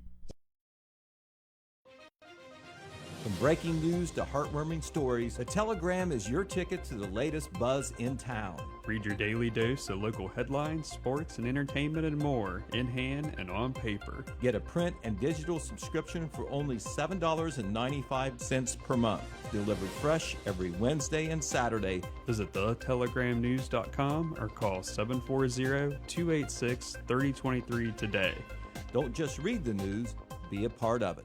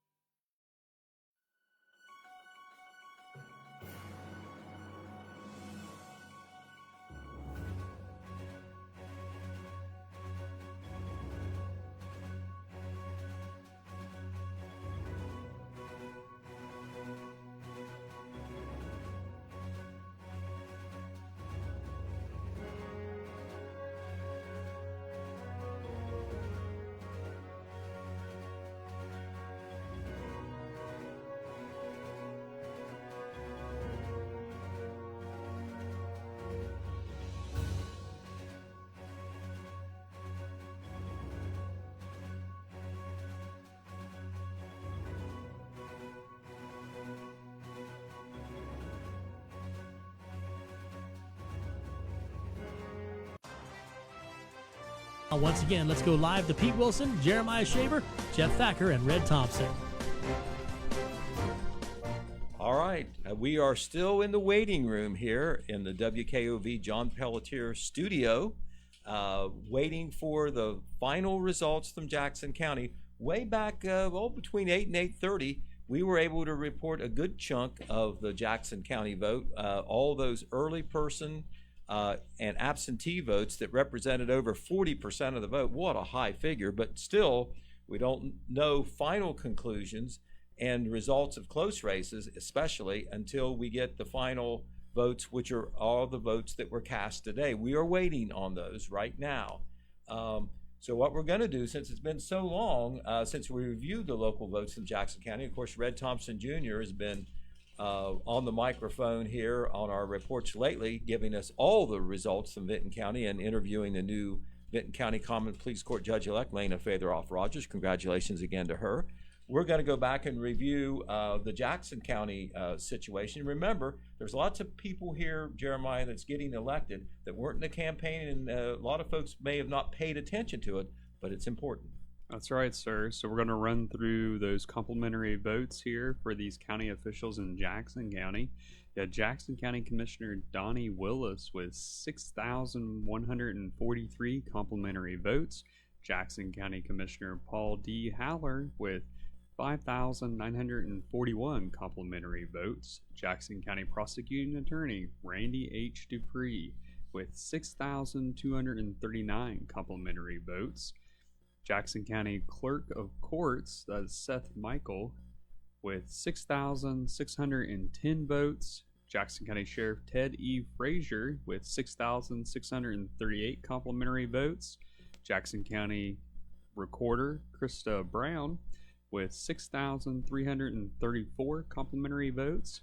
Jackson County Treasurer Lee Hubbard with 6,434 votes. Jackson County Engineer Melissa Miller with 6,201 votes. Jackson County Coroner Alice Frazier with 6,427 votes.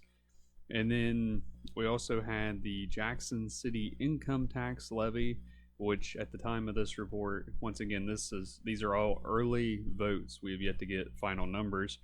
Was failing. There are 845 votes against the income tax levy and 792 votes for the income tax levy.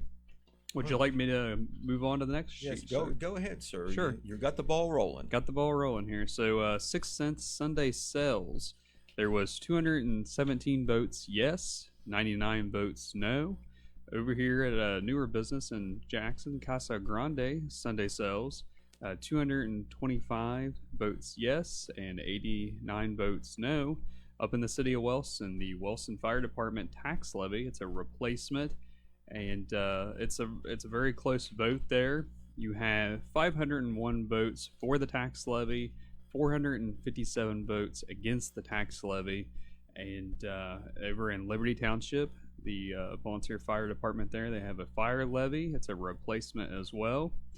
377 votes for the tax levy, 223 votes against the tax levy. And then in Hamilton Township, they have a fire levy. It's a replacement. 88 votes for the tax levy, 73 against the tax levy. Over in Scioto Township, they have a fire levy as well. It is also a replacement. 331 votes for the tax levy, 252 votes against the tax levy. And then you have the two, a lot of townships were able to vote on this. It wasn't necessarily in the cities and the villages, but a lot of the townships across the county. It's the electric and natural gas aggregation. And on the electric aggregation, the numbers are, both of these are currently failing as of this report. It was 3,022 no, 1,749 yes. And then on the natural gas, you had 2,947 no, 1,787 yes. And then in Jackson County for issue 1, you had 5,769 votes no and 2,434 votes yes. and that is a breakdown of our local results. And once again, these are early in office and absentee votes, correct, sir? Most absentee, just a few that didn't trickle in through the mail or maybe got turned in today. I'm not sure if the ones that got turned into the drop box today were at the office were counted, but I know the ones that came in through the mail tomorrow or the next day, because you could postmark it as late as Sunday, that those aren't counted. So we don't know how many there was. Right, and there Not could be a few provisionals as well. There are definitely some provisional ballots there are always a few. So in a We'll very have to try close to race, find out that number. they may be able to tell us that this evening, and Yeah. we'll pass that on. Okay, so Jeremiah's gone down all the local races. Now we're going to focus on how local people voted on state and district races. Of course, for the top office in the country, United States President, Donald Trump, very much favored here in Jackson County. 75% voting for Donald Trump over Kamala Harris. The raw numbers, 1,361 votes for Trump, 673 for Kamala Harris. Once again, this is partial. We still have more votes coming in, but I think that is an indicator. Statewide, the last time I checked, former President Trump was getting 55% of the vote to 44% for Kamala Harris. For Justice of the Supreme Court, there are 3 seats on the line, 2 full terms and 1 expired term. And the Republican-backed candidates were all big winners in Jackson County, and to a lesser extent also winning statewide the last time we checked. For the January 1 term, starting in 2025, Republican Megan Shanahan, this is Jackson County now, 6,098 votes to the 2,074 for the incumbent justice in that term, Michael P. Donnelly. Then for a full term, for the January 2 term, Melody Stewart, the Democrat incumbent, 2,144 votes. She well behind in Jackson County, Joseph T. Dieters. He currently has a seat on the Supreme Court, but he is running for a different seat that is for a full term rather than the unexpired term. And right now he is winning in Jackson County. And then for an unexpired term, that's between 2 different folks who aren't on the court now. Republican-backed Daniel R. Hawkins, 6,150 votes. Democrat Lisa Forbes, 2,062 votes. For U.S. Senate in Jackson County, the trend continues in favor of the Republican. The challenger, Bernie Moreno, getting 71% of the vote in Jackson County, 5,988 votes, almost cracking 6,000. Incumbent Sherrod Brown, always a good vote getter across the state, running for a 4th term in the Senate, but a big loser in Jackson County, 2,256 votes. But I should say this, to a lesser extent than some of the other Democrat candidates. Statewide, Bernie Moreno has built a decent lead statewide. I'm not sure whether he's been declared the winner or not, but he has built a lead in the state. And through United States Congress, Republican candidate David Taylor is the big winner, 6,213 votes in Jackson County to Democrat Samantha Meadows, 2,041. This race, I've not seen anything official on this. I'm not sure that they call congressional races, but David Taylor has already issued a statement declaring victory and making a statement. We'll certainly share that in the press in our follow-up coverage. But this is the seat that is currently held by Brad Wenstrup from Hillsborough. He has been the 2nd District Congressman for some years. He has not represented Jackson and Benton County for very long because the districts have been redrawn. But he decided last November that he wasn't going to run, so this was an open seat, but considered very favorable to the Republicans in the past. And indeed, the Republican Taylor has won a big victory district-wide as well as in Jackson and Benton County. Jason Stevens, who is from Lawrence County and is the 93rd District Ohio House seat holder, a Republican. He was unopposed. He is also, of course, the Speaker of the House, the top officer of the Ohio House. 6,314 complimentary votes in Jackson County. There are 2 appeals court seats, district appeals court seats on the line. Neither of them had opposition, and the 2 Republican-backed candidates both received strong complimentary votes in Jackson County. Jason P. Smith, I believe he's from Lawrence County, 6,195 votes. Mike Hess, I believe he's from Pickaway County, 6,171 complimentary votes. The 4th District Court of Appeals, please have 14 counties across southern Ohio and this is appeals court in between the Supreme Court and local courts. They hear appeals court cases. The 4th district covers both Jackson County and Benton County. Something new, sir? No, I was just going to touch on some statewide statistics. Yes, do that. This is from the Secretary of State's website. So, according to Secretary of State's website, registered voters in the state, 8,159,946 are registered voters. And just wanted to note on here that it says total number of Election Day precincts, 8,878. And it says currently reporting in on Election Day. This is Election Day precincts reporting in 6,853. That's 77%. And it says outstanding absentee and provisional ballots. It says 141,269. And looks like we got something. Did you want to touch on that, or want me to keep going? You okay. Keep going. I know you. Yes, I know you touched on some of the local results for some of these statewide races. So we'll go through those again. Rundown. So on U.S. Senate, you have Bernie Moreno, the Republican, with 2,466,172 votes. To Sherrod Brown, the Democrat, 2,203,839 votes.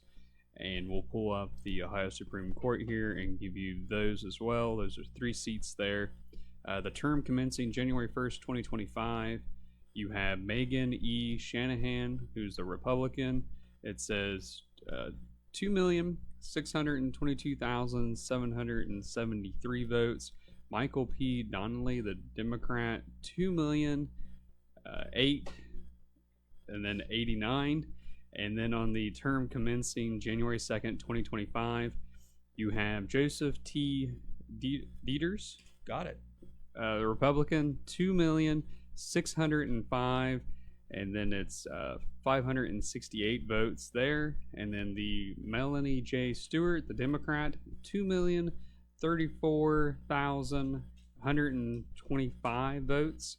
And then on that final seat, the unexpired term ending December 31st, 2026, you have Daniel R. Hawkins, the Republican, with 2,606,442 votes. And then Lisa Forbes, the Democrat, with 2,046,859 votes. And then we'll also check on the, let me see here. We also had one more, did we not, Pete? The representative race, correct? Yes, 92nd District, Mark Johnson. And, well, this is the representative Congress. Oh, okay, 2nd District. Second yes, District. David Taylor. David J. Taylor, the Republican, 230,085 votes. And then Samantha Meadows, the Democrat, with 85,610 votes. And then on the other race that you just mentioned, Mr. Johnson there, let me load it here. That was the 92. A lot of scrolling here to get down to the 92. Okay, State Representative, District 92, Mark Johnson, the Republican, with 34,449 votes, and Arthur Donald Beatty, the Democrat. I got to remember Beatty. I want to say Beatty, and Beatty's not right. 13,706 votes, and that is up in Benton County there. All right. Okay. We'll turn real quickly to the presidential race, the big picture, because that's ever changing, and we know everybody is interested in that, no matter which side you're on. Looking very good for former President Donald Trump right now with the latest results that are in. The electoral vote, I'm not sure whether this is final, but this is what the experts are projecting right now. Trump is up to 210 electoral votes. Remember, the magic number is 270. Kamala Harris well behind him in that category with 112. More recently, projected wins for Trump in Utah, Iowa, and now Kansas. And then here is the big news statewide in the bigger picture. Trump has pulled ahead in Wisconsin, Michigan, and Pennsylvania. Those are all so-called battleground states. He already is ahead, or has been ahead all night in Georgia and North Carolina. And in one of the battleground states out west, of course, not very many votes in, he is leading right now in Arizona. So if those leads that we talked about in the battleground states hold up, I'm not a mathematician, but I believe that that would put Donald Trump to 270 and beyond. Of course, I'm not a projector. I'm just looking at numbers that other people are putting up, but that is where we stand there. So we have reached the 10:46 mark, which means that we've finished a report. We are going to come back at 11 o'clock, and once again, our main order of business is to get the final results from Jackson County, and get all the final numbers. We'll give you the final numbers for everybody, and of course, I know folks on both sides of the city income tax proposal. We know that there's a committee and the city administration and council that all backs the income tax. They feel a lot of good things have happened in this town because of that extra revenue. They are very anxious, I'm sure, to see how that vote comes out tonight. Hopefully we'll be telling you maybe on our next report. So stay tuned, folks. We'll be back at 11 o'clock. This is Pete Wilson along with Jeremiah Shaver, Red Thompson Jr., and Hayden Milliken reporting on the 2024 election from both Jackson and Vinton counties.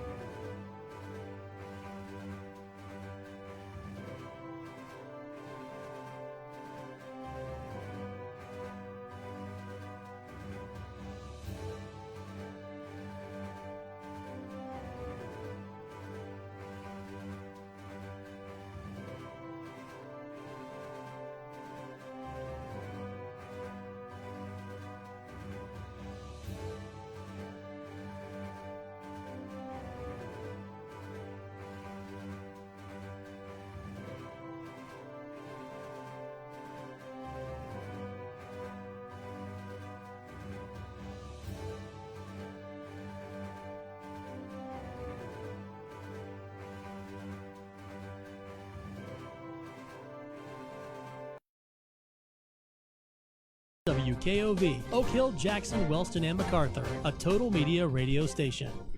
All right. Well, it is 11 p.m. or about 11 p.m. Okay, see, Jeremiah's bright and bushy-tailed. He's hanging in there just as we all are.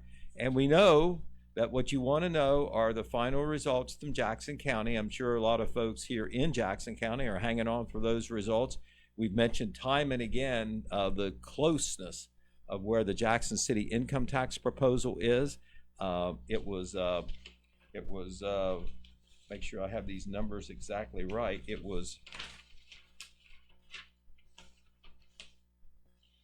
losing by a very close total of 157 to 146 the last time that those first votes came in, which isn't much of a difference.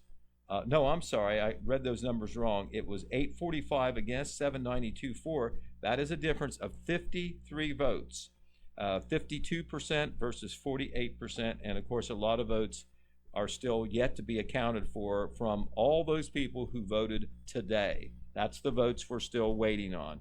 We know there's other results from Jackson County that we can give you when we get those, and we're still waiting. Don't know of any problems or anything. It's just there's a lot of votes to count.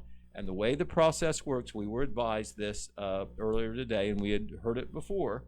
Process is a little different. When the folks at the local boards of elections throughout the state get their results, and they've got them, they just can't send them out like to folks like us in the media or to anybody else because it's done. They can't put them on their website.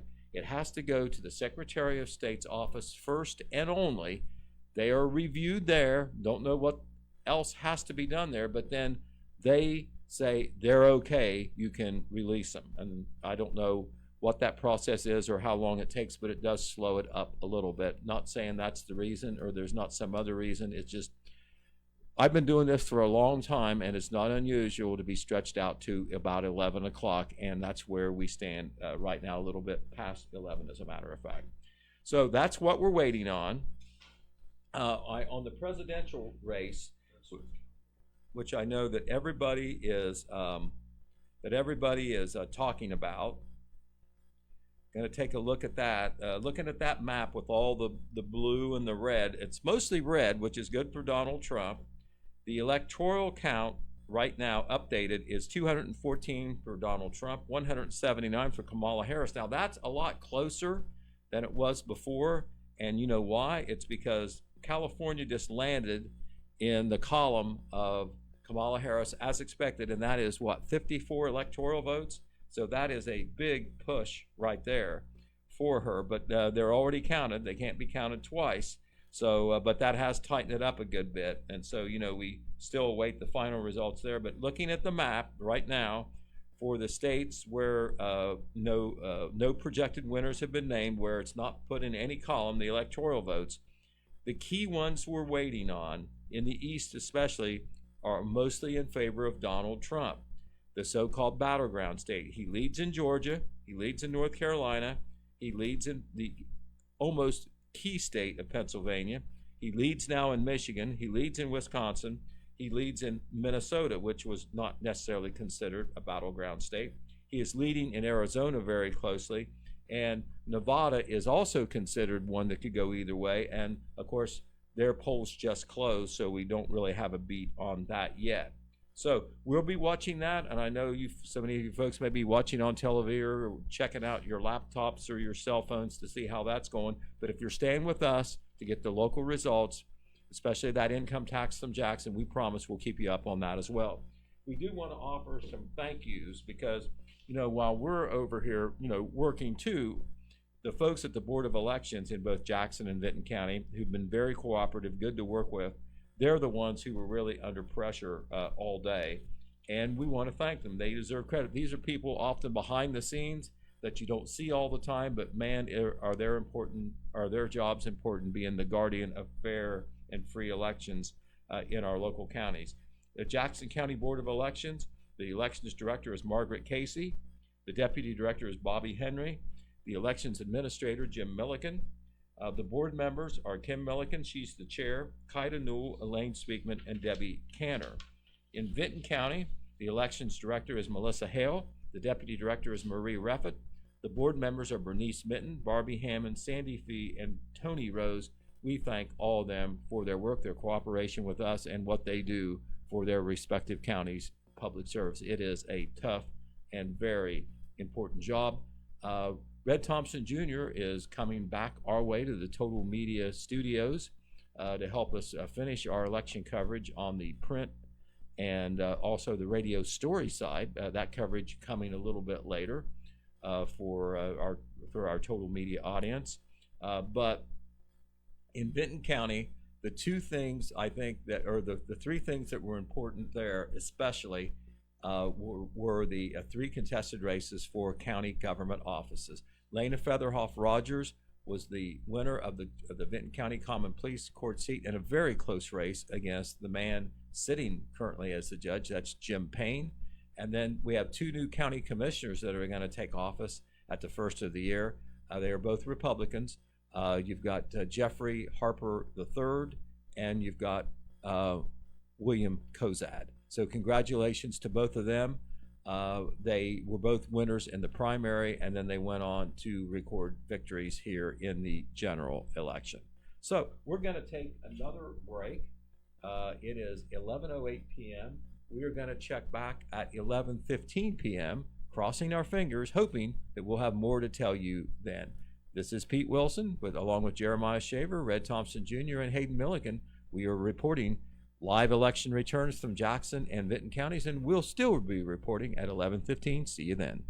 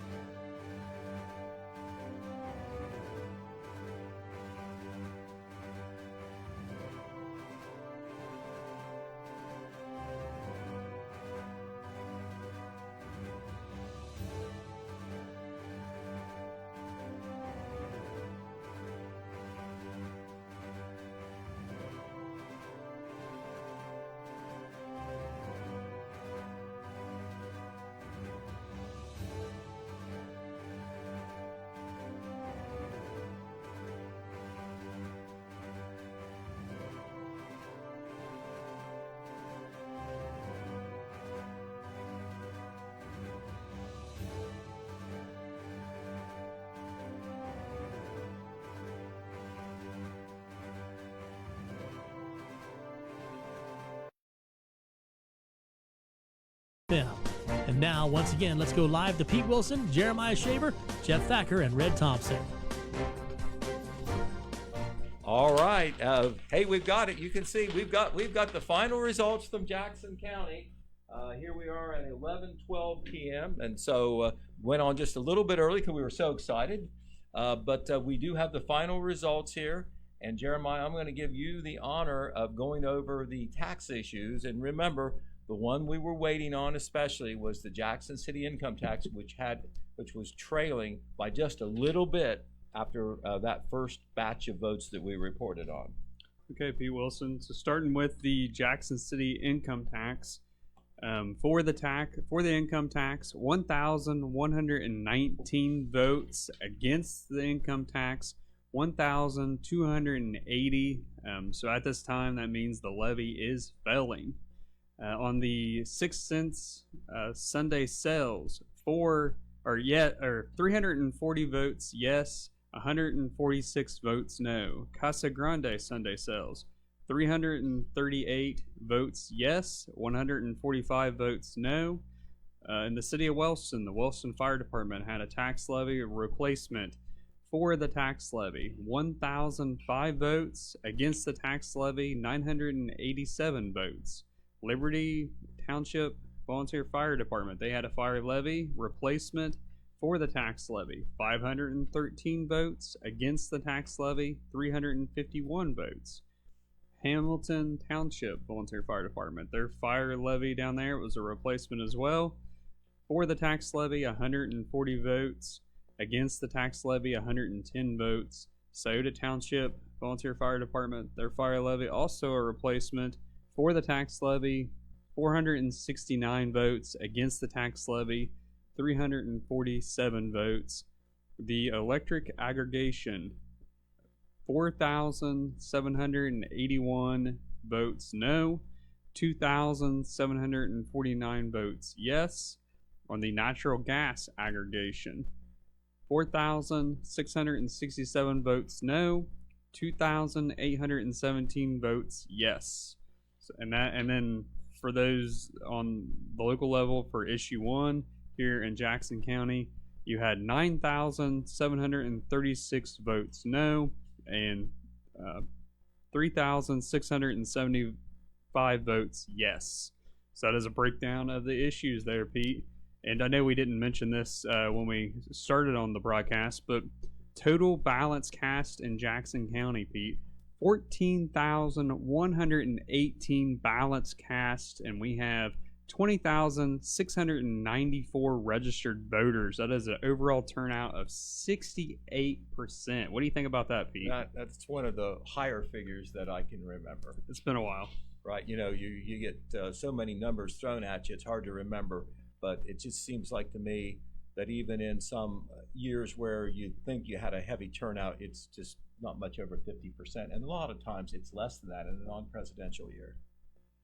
So the two things that you said in review before we go over the rest of it, the Jackson City income tax, a loser, I think a little bit surprised to me because it passed the last time, and a lot of folks seem to be very happy with some of the improvements that were able to be done because of that extra revenue, and also preserving and building the police department back up. And it didn't lose by much. It lost by 161 votes, it looks like. The percentage-wise, 53% to 47%, which is about the same percentage it won by the last time. But once again, as we said earlier, the city income tax, the plug is just not pulled because of this loss.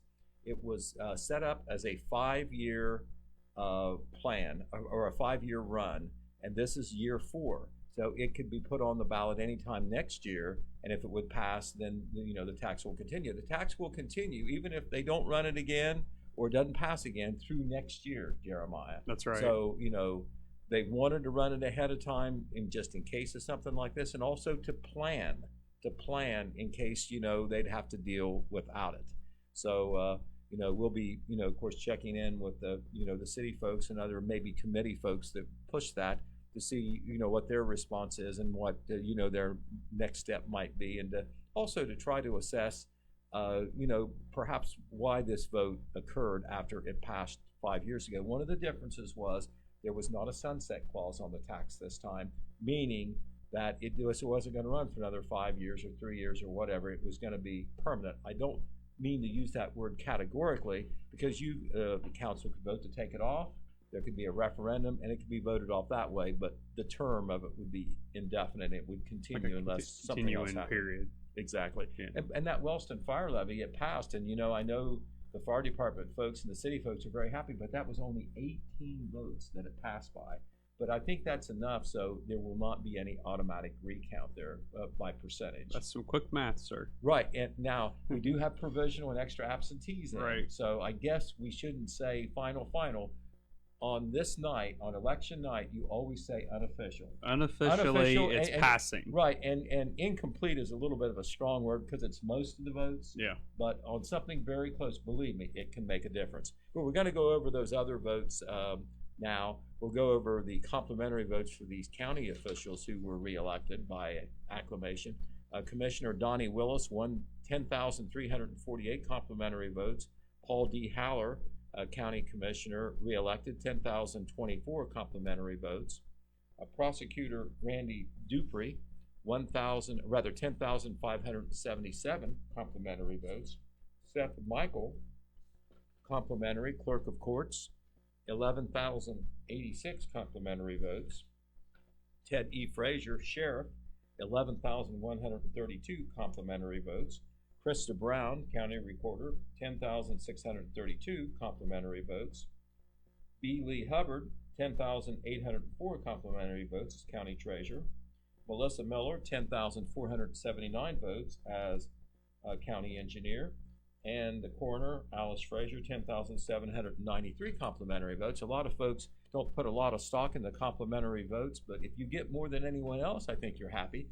That honor goes to Ted Frazier. And these people don't have to vote for these folks, so no, they don't. They should be proud to. I mean, there was 14,000 people that cast a ballot, and a lot of these people got over 10,000 votes. So I think that says something. They can pass them up or whatever. So it's a vote of approval, maybe a vote of disapproval if you don't get a complimentary vote. Some other ones on the district races we want to tell you about for Jackson County. For the record, for president, Donald Trump, 10,987 votes. Kamala Harris, 2,906 votes. The percentage for Trump went up actually on today's votes when added to the total. 78% support for Donald Trump, a little over 78%. Kamala Harris, 21%. For Supreme Court, once again, the Republican-backed candidates all supported big time in Jackson County. Megan Shanahan, 10,336 votes to only 2,996 for the Democratic incumbent Michael Donnelly for one of those seats. For another one of those seats up, Melody Stewart, the Democratic incumbent, 3,149 votes. She was defeated by Joseph T. Dieters, the Republican candidate who switched seats in this election, 10,098 votes. He is a current Supreme Court justice, but he changed seats to run against an incumbent Democrat. And then the unexpired term that Joseph Dieters left, that was between Republican Daniel R. Hawkins. He got 10,355 votes in Jackson County. The Democrat Lisa Forbes, 2,993. The Republican justice candidates getting 75% and up vote support in Jackson County. In Jackson County for United States Senate, Bernie Moreno was recently declared the winner by one of the news stations overall in Ohio, and he certainly got boosted in Jackson County. 10,072 votes for Moreno, 3,292 votes for the Democratic incumbent Sherrod Brown. That's 73% support for Bernie Moreno, over 24% for Sherrod Brown, who has been in office quite some time as one of Ohio's 2 United States senators. For United States Congress, 2nd District, that's for both Jackson and Vinton counties. The Jackson County vote, David Taylor gets a strong vote of support in his first run. 10,473 votes to Samantha Meadows, 2,937 votes. For Ohio House, this was complimentary votes. Jason Stevens of the 93rd House District, he is also the Speaker of the House, by the way, 10,650 complimentary votes. And then the 2 Republican members running for Court of Appeals for re-election, they received strong vote in Jackson County as well on the complimentary side. Jason P. Smith, 10,466 votes for one of those terms, and the other term that was on the ballot, Mike Hess, 10,383 complimentary votes. And I tell you what, folks, that is a wrap. The latest on the presidential race is Donald Trump with 230 electoral votes, Kamala Harris with 179 votes, and with not too many states left, we can see that right now Donald Trump leads in Minnesota, Wisconsin, Michigan, and Pennsylvania, and is also leading in Georgia. They declared him the winner in North Carolina. That was close. Right now, Kamala Harris leads in Virginia, and out west, Kamala leads in New Mexico, but looks like Trump leads in Arizona and possibly Nevada. So right now, if Trump can hold his leads in those states, he will be the 47th president of the United States. But you'll have to stay up and listen to somebody else to learn that. So thank you very much, Jeremiah Shaver, for hanging with us. Thank you, Hayden Milliken, for running the board flawlessly over there and feeding us some information. Thank you, Red Thompson Jr. Don't pay attention to me too much. You're driving. You're on the road. Yeah, we hope you're on your way home, right, sir. And we're going to take our radio, TV hats off and become newspaper people. That's Sadly, right. we've got to work a little longer Yes. to get some information out. Remember, the print edition of the paper tomorrow, don't be disappointed. We cannot get election results in it because of our print deadline. But we will have some initial stories, at least online, some vote totals and some summary stories. And you can see that, when we wake up tomorrow, hopefully it'll be there. We may be deep asleep by then, but we'll get that job done tonight. We'll have summaries on the radio news tomorrow, and I think we'll have a report on Main Street TV as well at 9 o'clock when it comes on. So thank you, Jeremiah. Thank you, Hayden. Thank you, Red Thompson Jr. Thank you, everybody out there listening. We saw some numbers that we were getting some traction with the audience out there. We appreciate you hanging with us and letting us report the election returns for 2024. So for everybody here and everybody out there, good evening. This factory has walls, but there's no ceiling. Here,